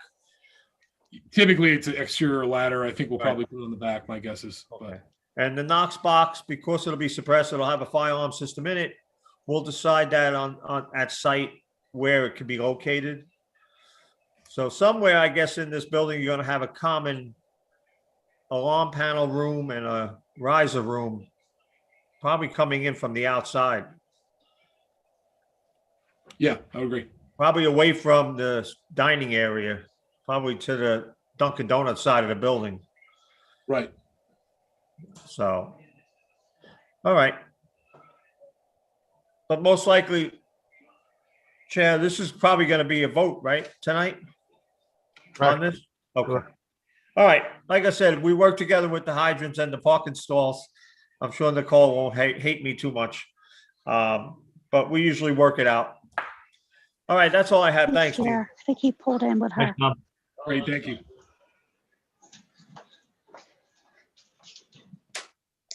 Okay, do we have any more questions for Mr. Henry?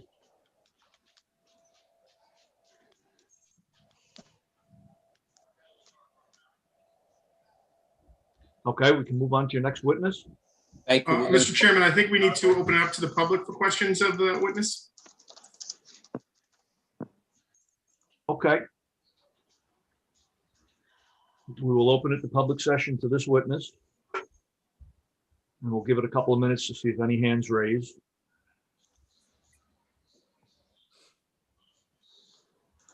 No raised hands.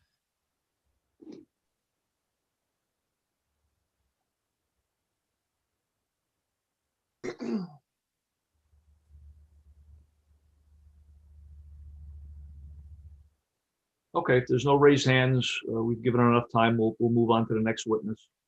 Thank you. I'm going to call Nick Verderies.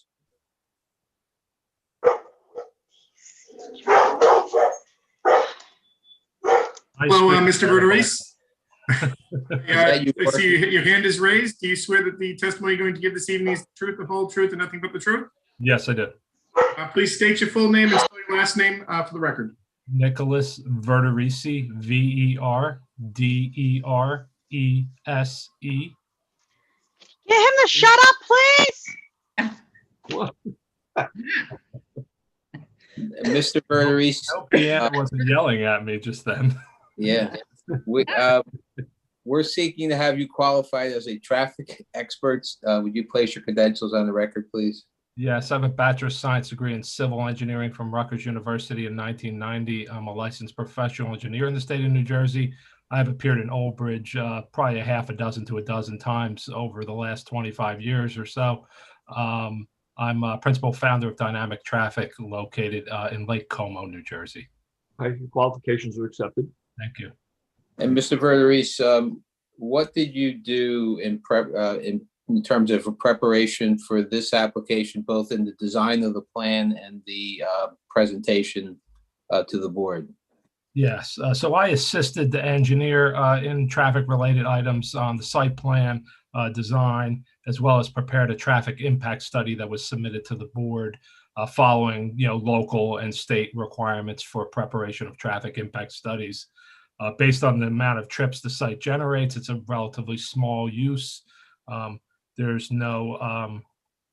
are no off-site intersection impacts. The traffic volumes are light enough that it doesn't warrant a traffic study essentially from the Department of Transportation. But we did prepare one to ensure that there was acceptable capacity for the driveway connections onto Route 18. So we did traffic counts back in January of 2020 along the property frontage. We identified future traffic volumes based on retail use and restaurant uses in this building based on the Institute of Transportation Engineers data. We then looked at pre or post traffic conditions for the driveway. There's 2 12-foot lanes and a full 10-foot shoulder, which meets the requirements of the Department of Transportation for shoulder widths along the property frontage. It operates at good levels of service. So we have and good sight lines. Jim had mentioned earlier the reason why we set up the driveways as proposed. And essentially it was due to the large right of way, the sign is located 65 or 66 feet from the travel way. The building's located about 140 feet from the travel way. So to ensure we didn't have people last minute trying to slow down, enter the driveway if we put it on what I'll call the north side or the left side when you're looking at the plan. We placed it on the south side to give that ability to properly slow down and decelerate and enter the site. The exit driveway on the north end, it's over 40 feet from the driveway at the Dunkin' Donuts, which exceeds the Department of Transportation standards for driveway separation. It has good sight lines. As I mentioned, there's large right of way there, so there's good sight lines for driveways in this section. And we're about 1,000 feet from the traffic signal, so there's good separation to the traffic signal from this site. But the signal does help as well with vehicles able to exit when the signal turns red for southbound Route 18 traffic, for people to exit the driveway safely and efficiently. As far as the on-site circulation, it'll essentially operate one way. You're going to come in at the south end, circulate for a parking stall, and exit at the north end. We have now 44 parking spaces proposed. They're proposed at 9 foot by 20. I'm comfortable with the 9 foot. We've done our share of retail centers with 9 by 18 parking stalls throughout the state of New Jersey. So we're comfortable with 9 by 20. We have a 24-foot compliant aisle, two-way aisle along the property, traversing north to south. Our trash enclosure is at the south end, easily accessible from the trash truck, a rear loading trash truck to access the dumpster in that area. As Jim mentioned, we anticipate single unit or van type deliveries. These are very small retail users. When they're not getting tractor trailer deliveries of large amount of product. That generally happens in the morning, typically for retail uses.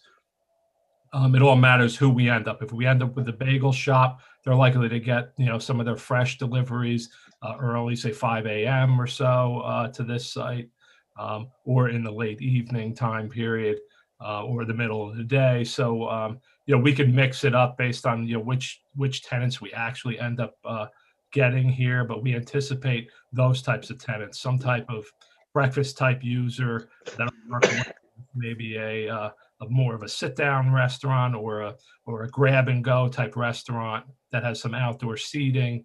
So it'll be a kind of a combined type restaurant use. And then 2 general retail. We don't have any tenants specifically, general merchandise type retail users on the north end of the building. So as far as parking, we require a variance for the number of parking stalls. Truthfully, your ordinance is rather high in relation to what we generally see in most municipalities throughout the state of New Jersey. You have a requirement of 1 per 150 square feet for retail uses. Normally, what you see when you see larger retail uses, so say centers of 250,000 square feet, say something like ShopRite on Route 9, where you have a restaurant, you have supermarket users are a big user of parking stalls. So you end up seeing maybe 5 or 6 spaces per 1,000 for those centers. For the smaller centers that we've studied and that the industry studied, normally a mixed center that has different types of retail and restaurant uses, you normally see about a 4 per 1,000 mixed ratio throughout the center. We're proposing 4.7 per 1,000 here as a mix between the uses. But we also looked at the demand individually. So we looked at the Institute of Transportation Engineers. They published a significant amount of data for different size retail uses as well as different types of restaurant uses. So for retail uses, generally on the Saturday, a smaller retail use, they're seeing a little under 3 per 1,000 square feet for the retail side. For the restaurant side, based on seats, we're a little under about a 1 per 2 seats, or maybe 0.47 is the number they identify for what we call like a family style restaurant. For a grab and go or a QSR type restaurant, that number is even smaller. It's about 1 per 4 seats. So when you start looking at some of those ranges of our possible restaurant users, you're looking at a total on the site of between 28 and 36 parking space demand for all the users here. And again, that's based on which tenants we actually get. If we get the grab and go, if we get a breakfast user, that'll be obviously a benefit because generally the retail uses are going to peak in the afternoon or in the afternoon on the weekend, and the breakfast users are going to have their peaks in the morning. If you have a sit-down style restaurant, you're going to get some more peak in the later evening, say 6 or 7 o'clock, for the standard dinner crowd. And normally retail uses are dropping off to about 60% of their peak demand at that time period. So overall, again, there's 4 different uses here. So we're going to be, our client is aware of that and is aware of the parking variance here, understands that he needs to find those types of tenants for the center for it to operate successfully. The last thing he wants to do is, put 4 users that have all the same peak time periods, and people can't find parking spaces, and then they're going to lose customers, and he's not going to succeed here, and he's going to end up losing tenants. So it's in his best interest to find the right tenants here, that the right mix of tenants to make this work well. And overall, from a traffic and parking standpoint, I think we've done a nice job. The site works really well. It lays out well. Circulation is good. The parking stall sizes, the sight lines for the driveways, all the safety criteria we look for in the traffic. This meets all those standards for the municipality as well as the Department of Transportation. And Nick, one follow-up question on the sidewalk width on Route 18. Can you confirm how wide it's proposed? Yeah, we're proposing, if you look at, I think it was A2, which was or A3, the alternate site plan exhibit, we're showing a 5-foot sidewalk along the entire frontage. We may be relocating the connection based on some comments I heard from your fire professional, and we'll line that up with wherever those ADA stall hatched area is, so that may move, but we will have a connection from the sidewalk along the frontage somewhere along the front of the building. And then final question for me is, what type of permitting is required from the NJDOT for this project? So we require what they call a major access permit application approval. We submitted that last year. We've received comments in February. They were generally innocuous comments. There were some drainage comments that we'll have to address. But as far as traffic, there were no comments related to the actual design of the driveways or the safety of the driveways at all. Thank you. That's all the questions I have of our traffic engineer, Mr. Chair. Mr. Chairman, if I may just to remind the board real quick before we go on to further questions, that to be able to participate in these hearings and make a vote, you do have to have your camera on. I understand there's times you might need to turn it off temporarily for some purpose or other, but in general, you have to keep your camera on so that we can have a record that you are participating and listening in at the hearing.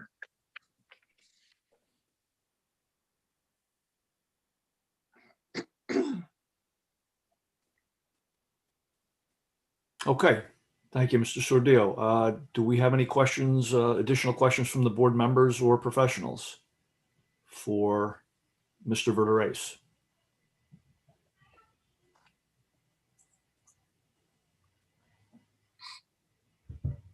Okay, Nicole, anything, or Vina? No? With the parking, I just wanted to clarify. So I heard one would be something like a bagel store that has a morning peak time. The other one would be a pizza place or something that is not a full-fledged restaurant, correct? Correct. Would you, and I know board members, just to give you a little update, we did have a meeting with the board, with the applicants, professionals, Deanna and myself, because we had serious concerns related to the parking because the variance sought was significant. And we had made recommendations that the parking may work if the uses have different peak times. So for example, we have done this in the past too. If there is a restaurant use that has morning peak hours, like a bagel store or a coffee place, which is generally closed after 2 p.m. or does not have as much traffic. And then you have another retail use that closes, like a Verizon store or an AT&T store that closes by 6 p.m. Then maybe with different peak times, the parking on the site can work. And what I'm hearing is that the applicant is suggesting that out of the 2 restaurants, one would be a bagel place and another would be like a pizza shop, a pizza place, not a full-blown restaurant. And I just want to check if the applicant would agree to a condition, should the board act favorably, that these 2 uses be restricted to something that has more morning peak times. And Deanna, you can jump in anytime, because parking is something we both have discussed and at length, so jump in. Yeah, I mean, in the past, the board has, let me back up. So the amount of square footage of the restaurant is about 33% of the overall square footage. In past applications, this board has approved anywhere from 20 to 30%. So we're, as a board, we're actually going above that 30% that we have allowed in other applications. And those other applications have been larger, more of a larger shopping centers, where you have a lot more parking. In this case, there is no other parking. You're on a state highway, so the parking is the parking. They are asking for a very substantial parking variance in relation to the township criteria. So, in order for a lot of this parking to work, we really have to have a mix of tenants where they're not all peaking at one time. And Mr. Verdes did make that comment, and I agree with that. So the reason why we asked for the 9-foot spacing was just to get a little bit more of a parking. They kind of give you a flavor. If everything is peaking at one time, we're looking at 90 to 95% saturation rates of parking, which is really high, for like 3-4 hours. So, that's going to be key, for 3-4 hours, if everything's peaking at one time, you don't have a lot of spaces left. You have 1 or 2 spaces that may be open. And now you're in a situation where people are either illegal parking, they're going to find another spot, they're going to leave, or they're going to, go back out on Route 18 and come back in.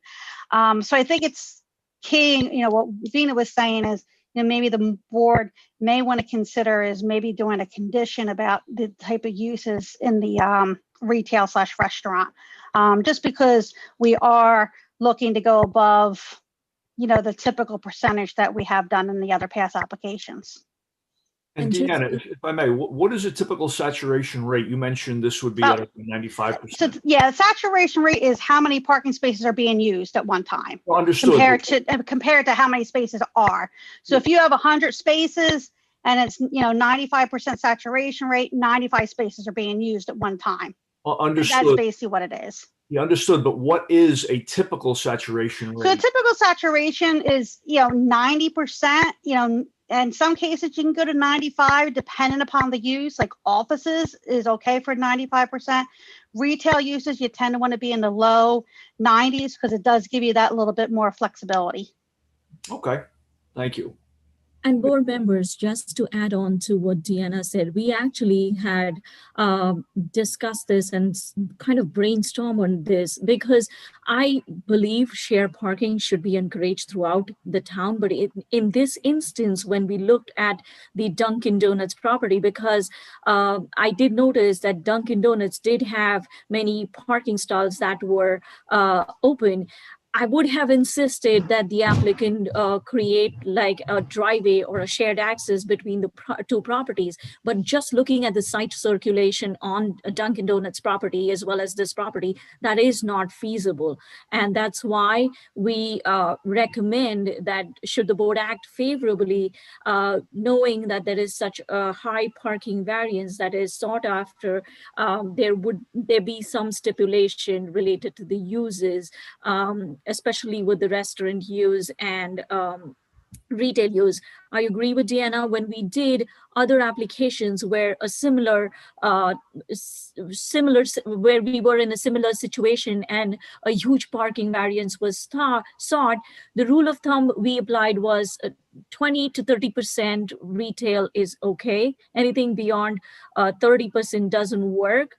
However, if there are conditions that one of the retail store closes early, or there is 2 restaurants that have morning peak times, maybe the parking will work. Yeah, the other thing I also want to bring up is, a lot of the parking that we're looking at, parking demand is based on the number of seats, for the restaurant. And if we're at the 15, 30 seats plus the 8, that's the numbers we're looking at.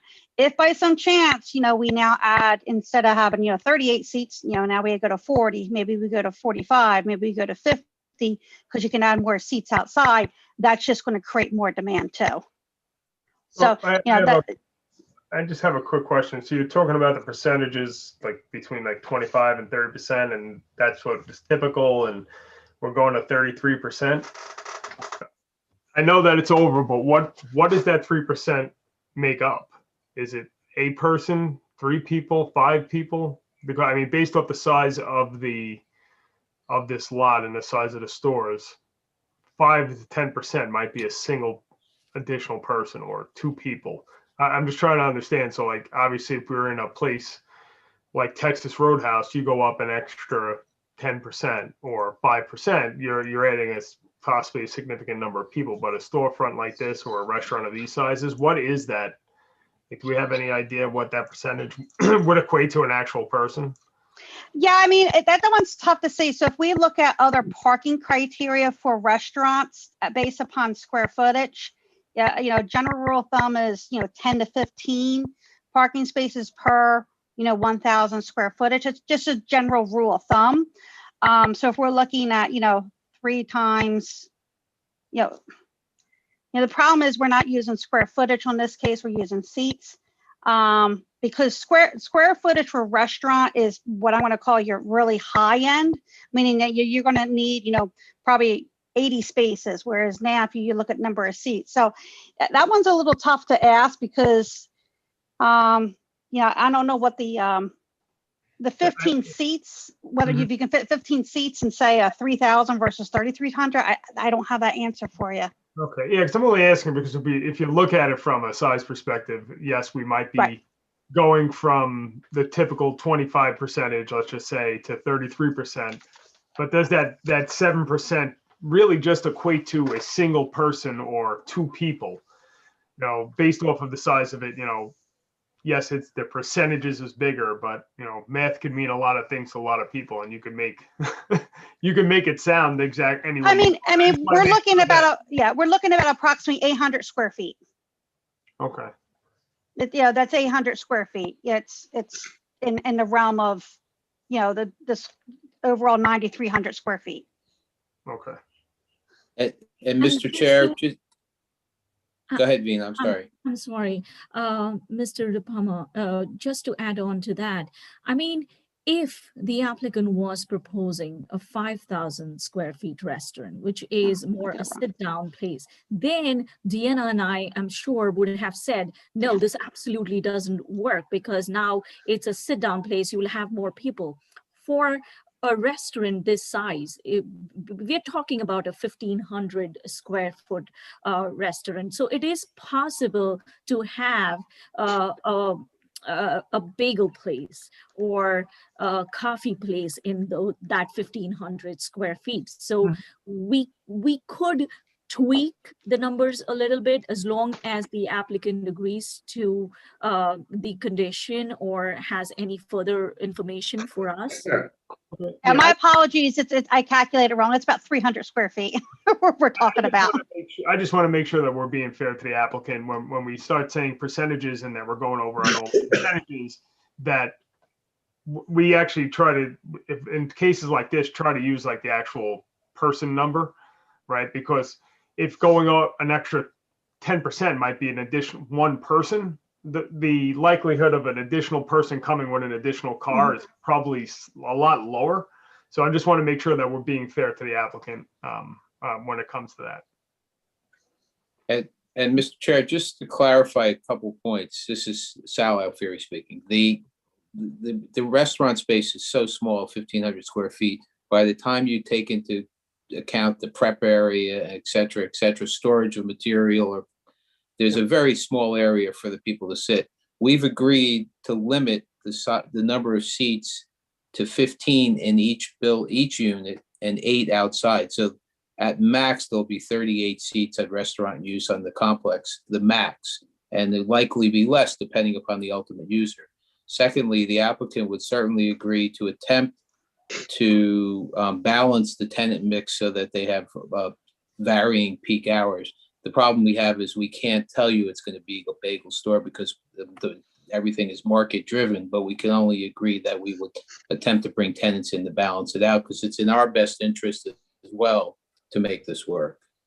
Yeah, and in all fairness too, the restaurant industry is changing with the pandemic. You know, when back before the pandemic, they would do risk management. You know, after the pandemic, risk management changed. Now it includes, you know, possible pandemics, and they are shifting their focus to more of a takeout style restaurant as opposed to having a 100-seat or a 50-seat sit-down restaurant. Right, and many of the projects I'm working on now, many of the restaurants have app orders only. You have to order on their app, and then you pick it up, and everything's ready. You're in and out. So it's a different world. Yep, it's changing. Okay. All right. Any more questions regarding Can I just ask, and maybe it's been brought up, but is there any way for somebody to walk or get from the donut place to this site?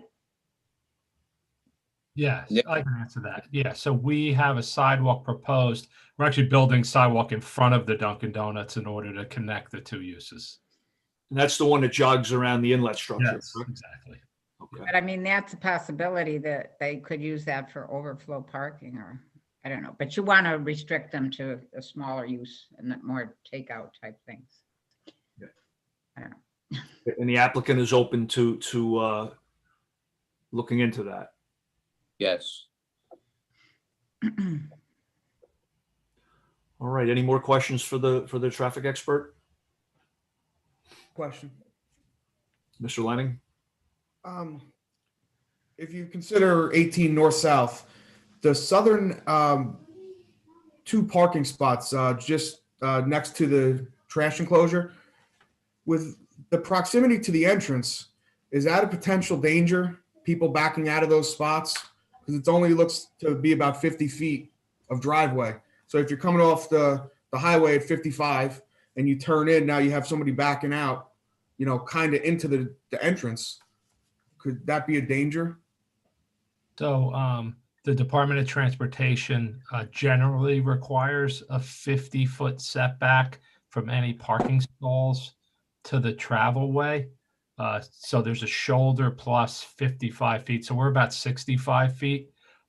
There's a good chance we're going to end up sticking our employees in there anyway. I wouldn't recommend signing it because then if the employees don't park there, you'll lost 2 parking spaces. But that's likely where the employees will be. So there'll be a low turnover in those spaces as well. Okay, so now your 65 feet includes the shoulder? It does, yes. So it's 10-foot shoulder, 55 plus another probably 8 feet or so. So it's a good 60 plus feet from the travel way, which is well in excess of what we would normally design. This site lays out nicely because it has a 50-foot right-of-way on it. Okay. All right. Thank you, Mr. Lenning. I have one more. The exit, you know, being before the entrance, you know, it's 24 foot wide, you know, force of habit, are, you know, patrons going to want to turn into there. You know, there's a restaurant in East Brunswick on 18, and they have like hastily installed do not enter signs because it's probably been an issue in the past. So I see that there's a proposed do not enter sign, but you know, that concerns me, you know, that me, you know, impulse, I'm going to that place, you want to turn in. So it's abnormal to drive past the, you know, the exit to go in.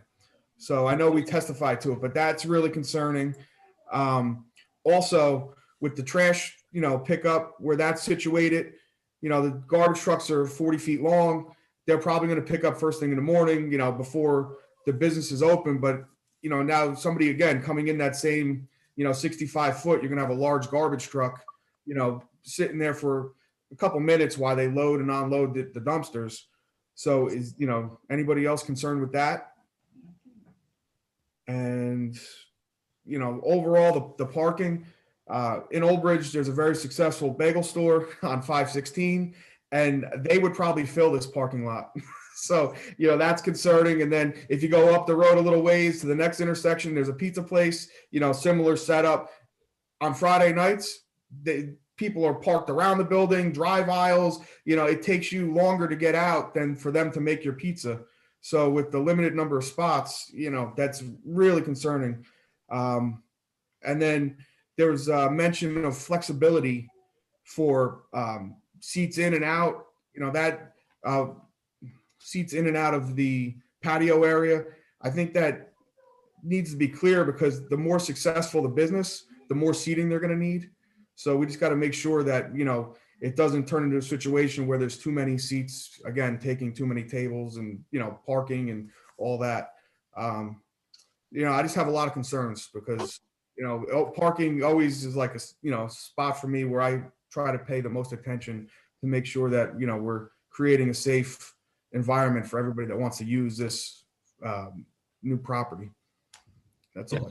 I'll touch on a few of those to start with that driveway. So we purposely angled the driveway so we have a radius actually on the outside part of the driveway, and we've narrowed it now from 24 down to 20 feet. So hopefully that helps alleviate some of your concerns there. As far as the trash, you're right. They're going to come early morning. It's not likely to be much other activity going on. But there's a full 24-foot aisle there. So even if the truck is sitting in there, there'll be room to bypass the truck that's there for, like you said, a minute and a half doing its business. As far as the number of stalls, pizza places, the good thing, I mentioned it earlier, most general retail uses by 6 o'clock at night, they have no activity at all. So if there is a pizza place here and on Friday night they're busy, they're going to have most of the center for themselves. So 40 plus parking spaces for a 1,500 square foot restaurant should be more than needed for that type of use. And then one final point is we are agreeing to the limitation on the number of seats on site. So we would have to come back to this board if we were to look to exceed those numbers. Thank you. You're welcome. All right, anyone else? Mr. Chairman, I did step away before for a bit. What was the determination? I know Mr. Lenning brought up a good point about the testimony that was brought up about flexibility. What is the total number of I think it only pertains to that end unit with the 8 outdoor seating, plus what's the interior of that end unit? 15 per unit indoor and 8 outdoor max. Okay. And the 8 is just for the one unit, correct? For the one unit. Okay. Thank you. Okay. Mr. Chairman, will there be more testimony continuing? Yes. Okay, thank you. Yeah, who else, Mr. Alfieri, who else do you have? We just have a planner. Okay. Mr. Chairman, I think we just need to open it just for procedural purposes for questions from the public of the traffic engineer. Yes, absolutely. Yeah, I wasn't going to move on yet. Okay. Okay, so no more questions from anybody on the board yet? We will open it up to the public. And do we have any hands raised, Vina? No hands raised. All right, let's give it 30 seconds or so before we move on.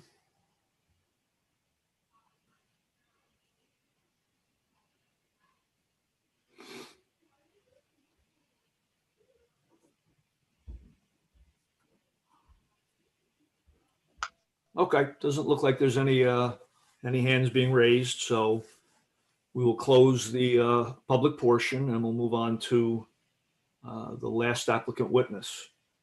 John McDonough, please. Hi, everyone. Hello. Mr. McDonough, would you please raise your right hand? Do you swear the truth, the testimony you're going to give this evening is the truth, the whole truth, and nothing but the truth? Yes, I do. Thank you very much. Would you please state your full name and spell your last name for the record? Sure thing. My name is John McDonough. That's spelled MC capital DONOUGH. And I'm the project planner. And John, would you place your credentials on the record, please, as a professional planner?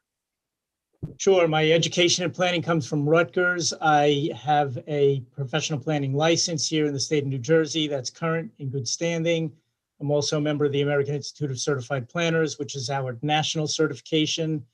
I testify in that capacity throughout the state on a nightly basis. And I've been here in front of this board numerous times. Probably the last time was, I'll say, pre-COVID for the Outback, maybe a year plus ago. Yep. Okay, Mr. McDonough, thank you. Okay, John, you've heard the testimony of both of our professionals, and obviously you've reviewed the plans and the reports that were submitted. Can you explain to the board what variances we're seeking, and then provide the proofs necessary to support the variance relief? Sure, you have a good list of the relief in Vina's report there. She spelled it out, and I'll go through each one of them individually. You've also gone through some design exceptions earlier, which I'll come back to, not on a one-by-one basis, but just sort of tie it back to the statutory criteria. What's important here is not only the relief that the applicant is seeking, but the compliance as well. We are here in the CC Community Commercial District. We have a use that is fully conforming with the ordinance requirements with this combination of retail and restaurant type use. And that certainly does bring forth some sort of economy of scale, I'll say, and also a little bit of, I'll say, central place theory, where these uses all sort of play off of each other and reinforce each other to go towards our planning goal for efficient use of land. So we're spot on from a use standpoint. Also with the higher tiers of bulk controls as well, in terms of the building height, the building floor area ratios, that landscape ratio, notwithstanding some of the design relief that the applicant is seeking here and is willing to work with your professional, does meet the green space requirement in your ordinance in terms of that landscape ratio. So again, these higher tiers of zoning are hit. I think the relief that the applicant is seeking is more lower order C variance relief. And just to pop through each one of those as a predicate for my planning conclusion that these are all justifiable under the C2 flexible C balancing test, whereby the benefits of the application as a whole would substantially outweigh the detriments. I do have the predicate there based on the testimony of the witnesses that have gone before me, and I absorb all of their testimony that the site will function safely and efficiently and advance the following purposes of the land use law. First of all, the project is going to promote the general welfare with permitted uses. I'll call them retail service uses along what is really a service corridor or a main corridor here in your community. It's going to be a nice continuum of what has already established itself there with the Wawa food market, the fueling, with the coffee shop as well. And this becomes a nice complement and I think sort of reinforces this as a community commercial district. After we leave this site, we go outside of the community commercial district. So this will sort of complete the district, if you will, with what the applicant is proposing here. Also, the project is going to promote efficient land use by taking what is sitting there as underutilized land, putting it back into productive use. It is prime commercial land on a prime commercial corridor. This is going to reverse that stagnation and again, put this site back into functional and productive use. New commercial development will enhance the community image as a positive place for business to invest. We know that retail, in particular bricks and mortar retail, has been struggling, certainly post-COVID. That became more evident. And even after COVID goes away, behaviors certainly have changed. We've learned about the convenience of the curbside ordering. It was there before, but it has certainly grown in popularity now. And all indications are that it's going to continue. We certainly know with retail, convenience is king. People are not going to come here if it's not an easy place to get to. If it's always crowded, they're just going to move down the line to the next one. So again, this commingling of uses here, I think is a good thing from a planning standpoint. I think it's been well thought out to scale back the size of these units so that they are not the larger, longer stay type restaurants, but more that fast casual where people will come and go or pick up and go. Likewise with retail, we see that concept, that acronym of BOPIS or BOPIS, buy online, pick up in store. People want to save on shipping charges. They don't want everything to go through Amazon or UPS or FedEx. They will go to the store and pick up. We know it was popular with the bigger brands. It's becoming popular with the littler brands as well.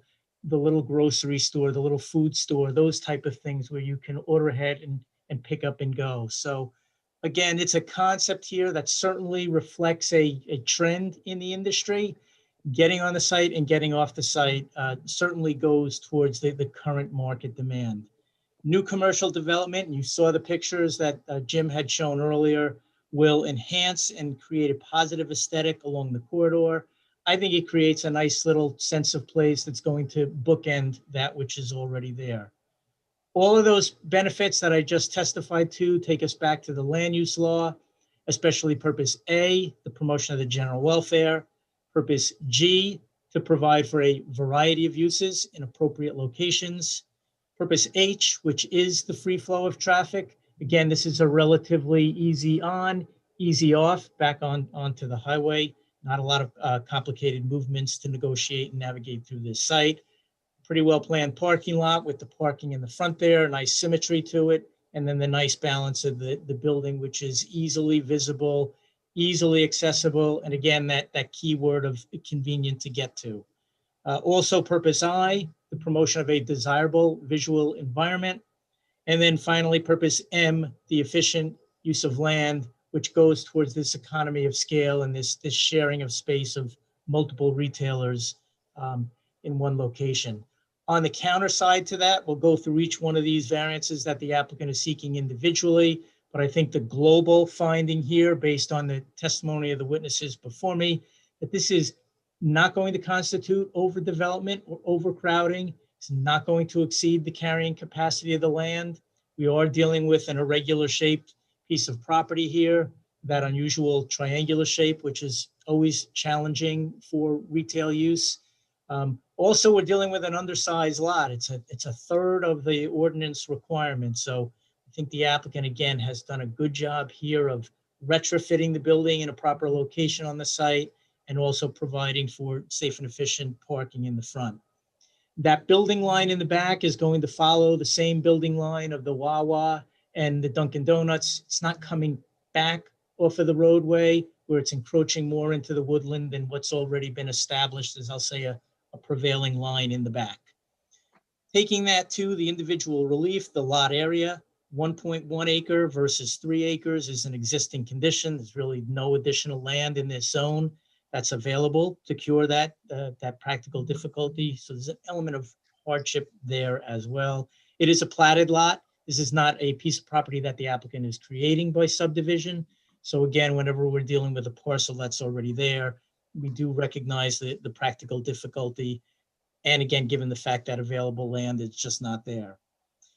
Rear yard setback relief, there's a 50-foot requirement here, which would be challenging for any development of the site, given its undersized nature. 15.7 is what the applicant is proposing here. Again, minimal impact, given that environmental district and all of that vegetation that would be behind the site. The loading space requirement of 0 being provided, 1 being required, can be accommodated on site. Relatively short duration here. I would say likely to be on off-peak hours, and you're not looking at the big trucks coming onto this particular site for the end users that are targeted here. I don't know if I saw this in Vina's report, but I do have in my list here, the buffer width is less than 125 feet. I believe that's adequate as well to provide a nice soft green edge and is mitigated by the green perimeter as well. The applicant is proposing, I believe it's over 100 different plants on this relatively small commercial site. So that's a good thing. And I did hear the testimony to work with your professional as well to get that composition where it needs to be. The refuse area in the setback is going to be 2.3 versus 50. And the location in the front yard, again, relates to the overall configuration of the site and is going to be mitigated by vegetation. The sign setback, again, we have I'll say the lollipop sign over at the Dunkin' Donuts. The applicant is asking for a similar pylon sign. This is going to be more of a goalpost with the 2 supports. Is necessary for clear and safe visibility and is similar to the signs nearby. I think it's good planning to locate that sign at the 1-foot offset versus the 10-foot offset, where it would be buried in that bullnose island and not really serve an effective purpose. So pulling it closer is certainly not going to be obtrusive in the public eye and will promote public safety and clear and safe identification of the site. Last relief, I believe, is the parking supply of 41 spaces versus the 103. You have a strong foundation of testimony there through Mr. Verderies, who just spoke. Again, just to give the board some of the statistical backup for. Excuse me, John, just for a second, and we agreed to go to 44 spaces, not 41 with that revised plan. Got it. Even better. Thanks for that, Sal. Just some of the statistical backup to what we saw, Mr. Alfieri, and I think Mr. Marucci had brought up the comment as well about the change in the behaviors. Curbside pickup is really the new standard for retail and food uses. The use has changed and we've seen it more. According to the statistics that we see in the industry, of course, 81% of the United States now has a smartphone with these apps on it that just make it as easy as hitting a button. 50% of the population has used curbside for the first time during the pandemic. People like it, people will use it, and all indications are it will continue afterwards. 90% of all retailers now are implementing this BOPUS concept that I talked about, or the BOPUS, buy online, pick up in store. We've had the layaway, we've had e-commerce for a long time, but again, this becomes a way to offset shipping fees. All major QSR or fast casual retail brands now have, retail restaurant brands now have Go mobile apps for curbside pickup. Even some fine dining restaurants now are offering to-go options as well. Consumer prefer this channel as an alternate to the drive-through or to Amazon delivery. It saves costs. It provides convenience. Of course, we've got the public health, which we'll talk about as well, and it does promote easy returns.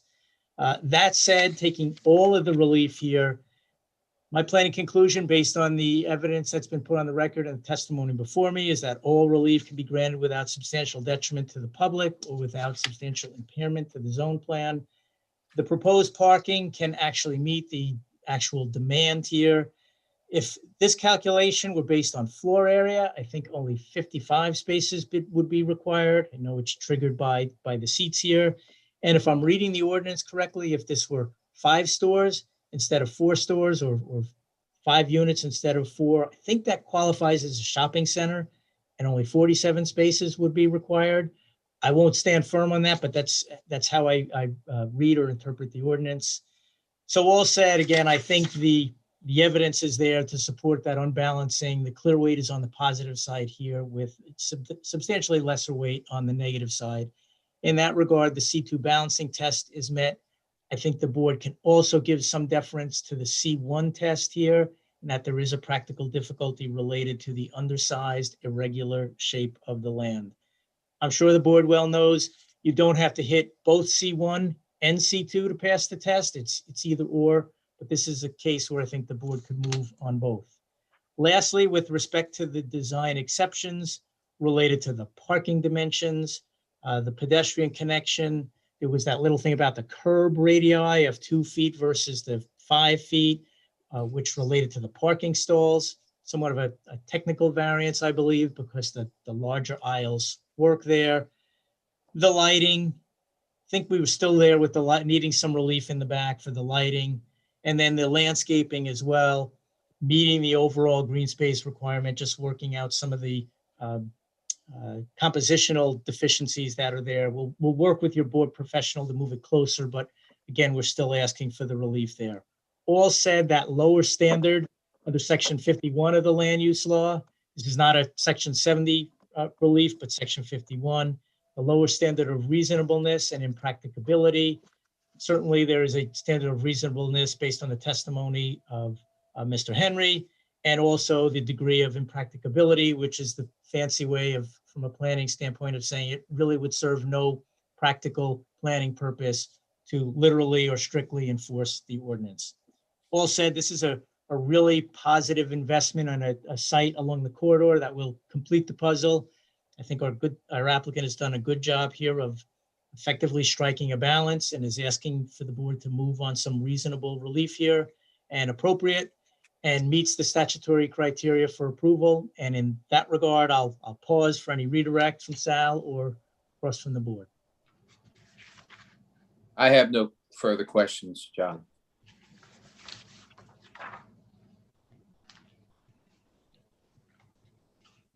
Okay, thank you, Mr. McDonough. Does the board or the board professionals have any questions? I don't have any questions for Mr. McDonough, but I do want to discuss a little bit about the parking variance. What I understand is Mr. Alfieri indicated that they would not want to have a condition that these uses be a certain type. And I'm okay with that as long as the applicant agrees that the restaurant uses are not combined to create one restaurant, which is more like a sit-down place, because that would trigger more parking. As long as these two stores are maintained as 1,500 square feet restaurant use with 15 seats and 8 outdoor seats, we are okay if on a beautiful day, if you want to have an additional outdoor dining space, as long as the total number of seats, that's 15 plus 8, remains constant, because during this pandemic, we all have learned how valuable outdoors are. And so I would suggest that should the board act favorably, maybe allow the applicant to have more than 8 spaces as long as the total doesn't change. And I bring this up only because we have an ordinance in place that allows an applicant to have up to 8 outdoor dining seats. Anything beyond that requires site plan approval. So in order to help the situation, as long as the total remains constant, you could have more than 8 seats and have a condition that the two restaurant uses would not be combined in future to create one sit-down restaurant. Okay, if I may jump in, does the outside patio warrant, even with social distancing now, more than 8 seats? Can they fit out there? It is a large patio, so it can definitely accommodate more seats. Okay. All right, any other discussion points, questions, comments? Yes, Mr. Chairman, I'd like to make a couple comments if I may. Okay, Mr. Lauer? The testimony is impressive, but I'm with Mr. Lenning on my concerns with the parking. I mean, we're talking less than 50% of what we require for the square footage of that site. Now I realize that they're stuck with the little over an acre. Now I know why this zone calls for 3 acres, but I'm on the impression that they're proposing too big of a building on too small of a lot. And there's a last count I had, and the number might be changed a little bit. They had 11 waivers, 7 variances. Nobody mentioned how many employees are going to be in either restaurant and the retail. We don't know what the retail is going to be. There's employee parking and level 1 charging station. Does that take up a parking spot or 2 parking spots? Does anybody know? I think they should be. It's one parking spot. One park. So there's another parking spot, because if it's a charging station, you don't have to be a customer. You can just drive in there and charge your car. I'm sorry to just interject at this point, because we're talking about electric charging stations. I just want to clarify that we recently adopted an ordinance that requires any site along the highways, if they come for site plan approval, they have to provide electric charging. That ordinance does not apply to this application. The application was filed prior, but based on the ordinance, if an applicant provides 1 parking space, then it would be counted as 3 parking spaces, so that we encourage such applicants to provide electric charging. So I just wanted to bring that to your attention. Okay. Well, anyway, I have concerns with the parking. Thank you. Thank you, Mr. Lauer. I also have a question. Maybe I missed it at some point. Are you driving in and out in different areas, or is the in and out same thing except with a line down it, so to speak? Is there one entrance and one exit? Yeah, there's Or separate. yeah. Separate access points, separate ingress, separate egress, yes. Okay, thank you. And Mr. Chair, we, in listening to some of the comments earlier, and we heard that many of your uses limit the restaurants to 30%, no more than 30% of the space. The applicant would have no problem to impose that limit to reduce the size of the restaurant so that they do not exceed a total of 30%. We'd also obviously stipulate, as our testimony was, that they have to be separate restaurants. We could not combine them into one larger restaurant. Okay, thank you, Mr. Alfieri. Okay, anyone else? I have an additional comment. Mr. Lennon? You know, throughout the last several years, the town has talked about charging stations. I think that's actually a positive thing to have that. You know, yeah, there's potential for an outside non-customer to use it, but you know, they might become a customer while they're charging their car. So if there is like a bagel store or something, so I think that's actually good. It's definitely the way of the future to add that. So I have no issue with that. I appreciate you guys for adding that. There was one other thing I'm trying to think about here. Vina had mentioned, and I think you guys have testified to, you know, potentially putting limits on, you know, hours of operation. You know, is there any thought into that, or can you embellish on that? Well, it's difficult. What we've agreed to do is attempt to have a mixture of peak hour users. The problem is that to say we're only going to have a bagel store and a pizzeria, then it limits our universe to 2 possible tenants. So it's hard to impose a hard and fast rule, other than we have no problem attempting as best we can to make that tenant mix. And it's in our best interest to have that tenant mix, or our tenants are going to fail. So, and it's a significant investment to build a building like this. So, you know, we have to make it work. But yes, we understand the peak hours would be best if they're staggered in some way. We've now agreed to reduce the size of the restaurant space. We've agreed to limit the number of seats.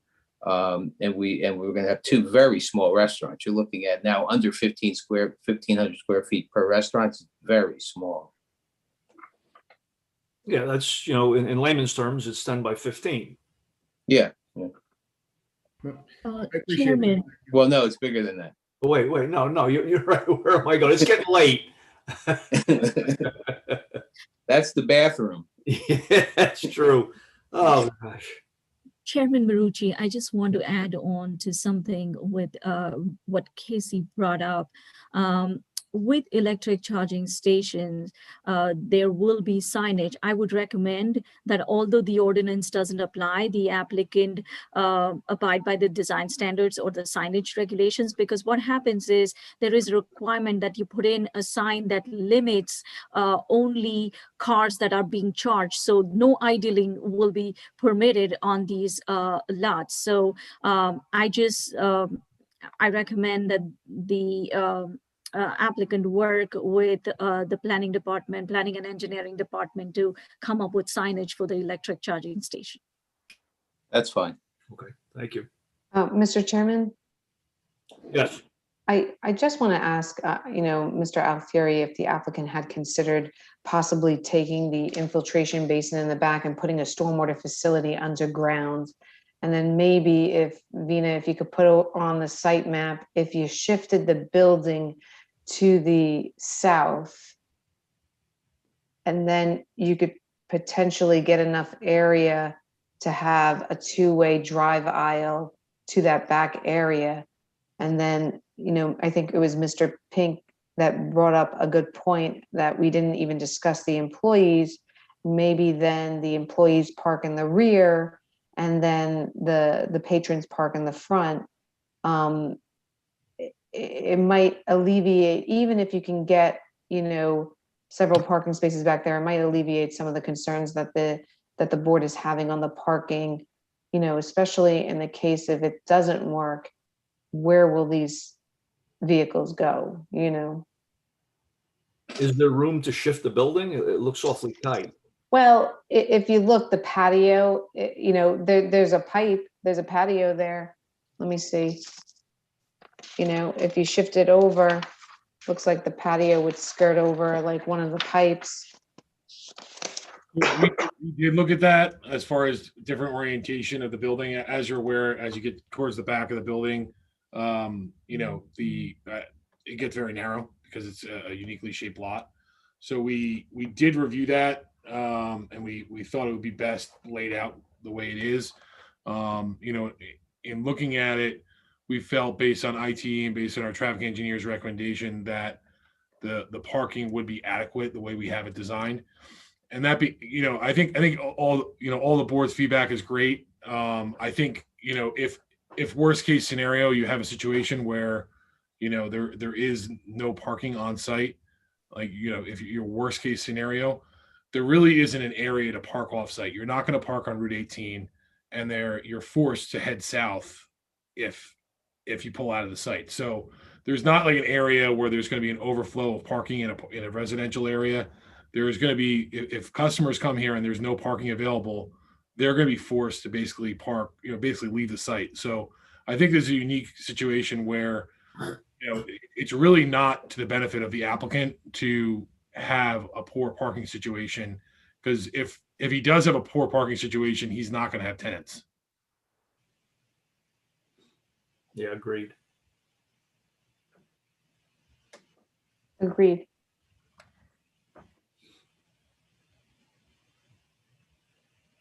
Okay. Can I just say something? Sure.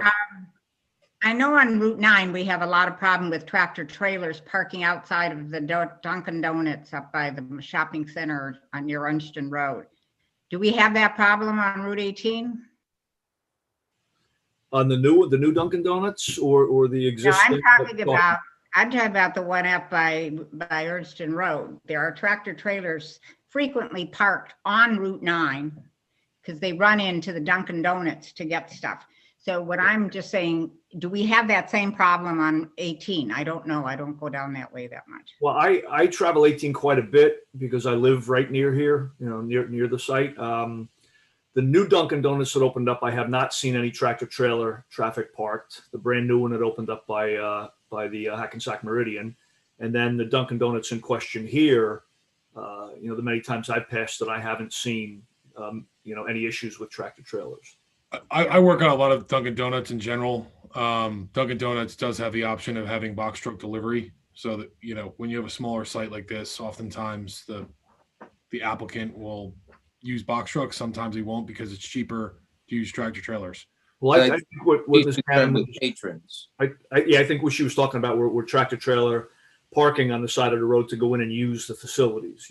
Right. Yeah. In our situation, and use the stores that in the shopping center, where they, you know. Oh, yeah. Okay. Because the police are not good about chasing them away, and I don't know if it happens on 18, but on 9 it's a real issue. Yeah, on 9 it is. Up by Inston Road it is, but I don't see it much on 18. Okay.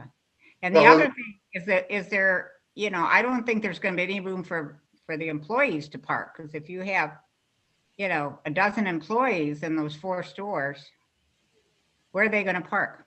I think and our traffic engineer testified this, but the ITE standards take into account employees as well as patrons. Is that correct, Nick? Yes. I have a question. What happens, you go along Route 9 and there's tractor trailers wherever there's a Wawa or a gas station or just someplace where they're stopping to use the facilities and you can't get around very easily. You put this operation and other ones like that, they're not going to be able to get into the parking lot. They're going to be parking on Route 18 or on the side road. They can't park on 18. So you're going to have traffic jams there and it also is a danger because half the time you can't see around them. And they're going to be parked there, as I said, to use the facilities or stop and get something. So you should look at that also as a possible danger. And it's not just at this site, at most of the sites where I think they shouldn't be allowed, even though I understand why they do that. Well, and they're clearly not allowed to do it. But nobody chases them. I don't know I've how never we. seen a cop stop anybody for it while they're standing. I've never seen a cop car anyplace near in the last number of years. In this particular instance, we're directly adjacent to a Wawa. So if you're a tractor trailer, you're probably going to stop at the Wawa where there's adequate parking. Well, it depends which way you're going. Well, yeah, I mean, Wawa's at the corner there, so I think you can access it either way. But I think that's more designed for tractor trailers than this type of use. So Yeah, and I think designed for that clientele as well. The Wawas, the Dunkin' Donuts, where they're going to stop and run in and run out. I don't see a pizzeria, or another type of restaurant, where these tractor trailer trucks are going to stop. I could be wrong, but I think they're more inclined to stop at a quick stop in and out. Okay. They're hungry and they see a pizza place and they don't know where the next place is to stop and get something. I don't know about anybody else, but I would stop there. Yeah, agreed. Okay, anybody else?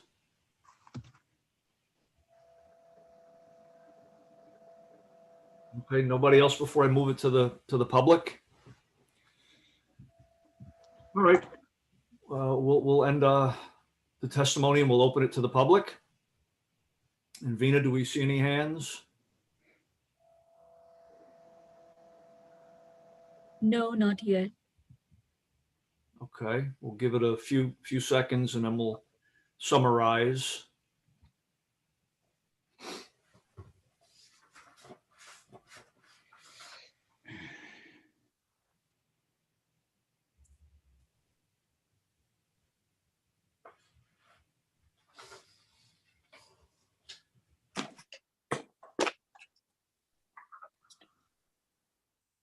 Okay, if there's no hands up, we'll close the public portion.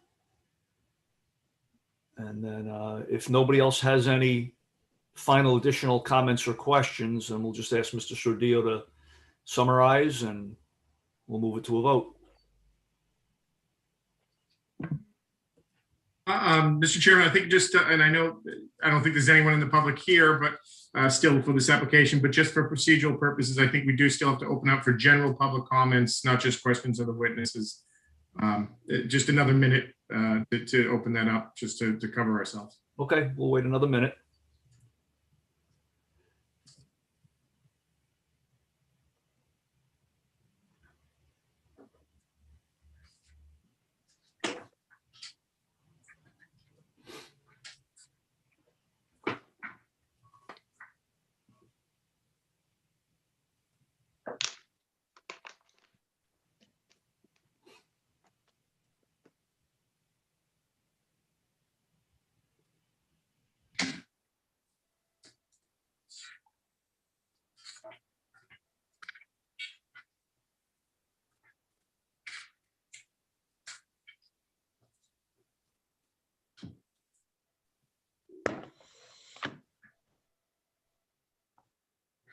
Okay, if no hands are up, I think we've left sufficient time. And we will close out the public portion for the general comments. And I'll again prompt anybody for any final comments or questions before we summarize. Okay. Mr. Sordillo. Okay, Mr. Chairman. So this application, a vote for approval would be a vote granting preliminary and final major site plan approval and minor subdivision approval for lot consolidation with variance and waiver relief. My count on the variances where there were 8 variances for lot area, rear yard setback, loading space, buffer width, refuse area in the front yard, refuse area within the setback, the sign setback, and parking. There were 9 waivers that were discussed going through the planner's report. Those were reduced from the original number of waivers being based on the revisions to the plans provided by the applicant. There were a number of conditions that the applicant agreed to. One would be that deliveries would be limited to smaller box trucks to the site. That they would work with the township professionals with regard to the landscaping in the buffer areas. That they would add lighting to the rear of the building, being building mounted and motion operated. They would agree to work with the township planner to finalize the landscaping plan with regard to the landscaping waivers being requested. They will include a level 1 charging station in the parking area. That the applicant will work with the township fire officials with regard to the location of the handicap spaces, sprinkler system, fire department connection, including adding an exterior ladder to access the roof. That the applicant agreed as a condition of approval to limit the seating to no more than 38 seats, which later on was modified, that can be exchanged between the indoor and outdoor seating, but shall not in no way exceed 38 seats. That the tenant will do its best efforts to balance the tenant mix to alleviate any overlapping peak hours for parking demand. That the restaurant spaces cannot be combined into one large space for one tenant and must remain 2 separate spaces. That the applicant agreed to limit the total restaurant space to 30% of the total space of the entire building. That the applicant agreed to, with regard to the electric charging station, to abide by the township ordinance, even if it wasn't specifically to apply to this application. They agreed to comply with those terms. And that is what I have as all of the conditions set forth. Oh, and lastly is that the applicant will comply with the township professionals reports, subject to the modifications and agreements made during the testimony at the public hearing. Okay, and did I miss, the applicant agreed with Mr. Hart to move the handicap accessible to the out end of the building? Yes, I stated that that the applicant will work with Mr. Hart to locate the handicap spaces in the fire department connection for the sprinkler system. Okay, I missed that. Okay. Very good, thank you. And if there's no more questions, comments, additions, we'll move it to a vote. Do I have a motion? To approve. Moved by Mr. De Palma, and a second? I'll second it. Second by Mr. Pink. Mr. De Palma, Yes. Mr. Lauer, No. Ms. Cannon, Yes.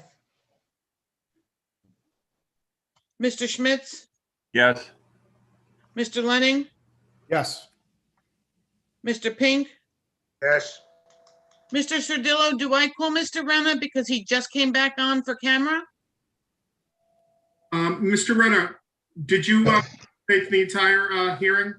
Yes, I did. Okay, just moving forward, because for doing this virtually for virtual meetings, you do have to keep the camera on unless there's a temporary need to turn it off moving forward. But taking your representation that you listened to, participated, his vote can be counted towards this application. Okay, great. Mr. Renner, No. Chairman Marucci, Yes.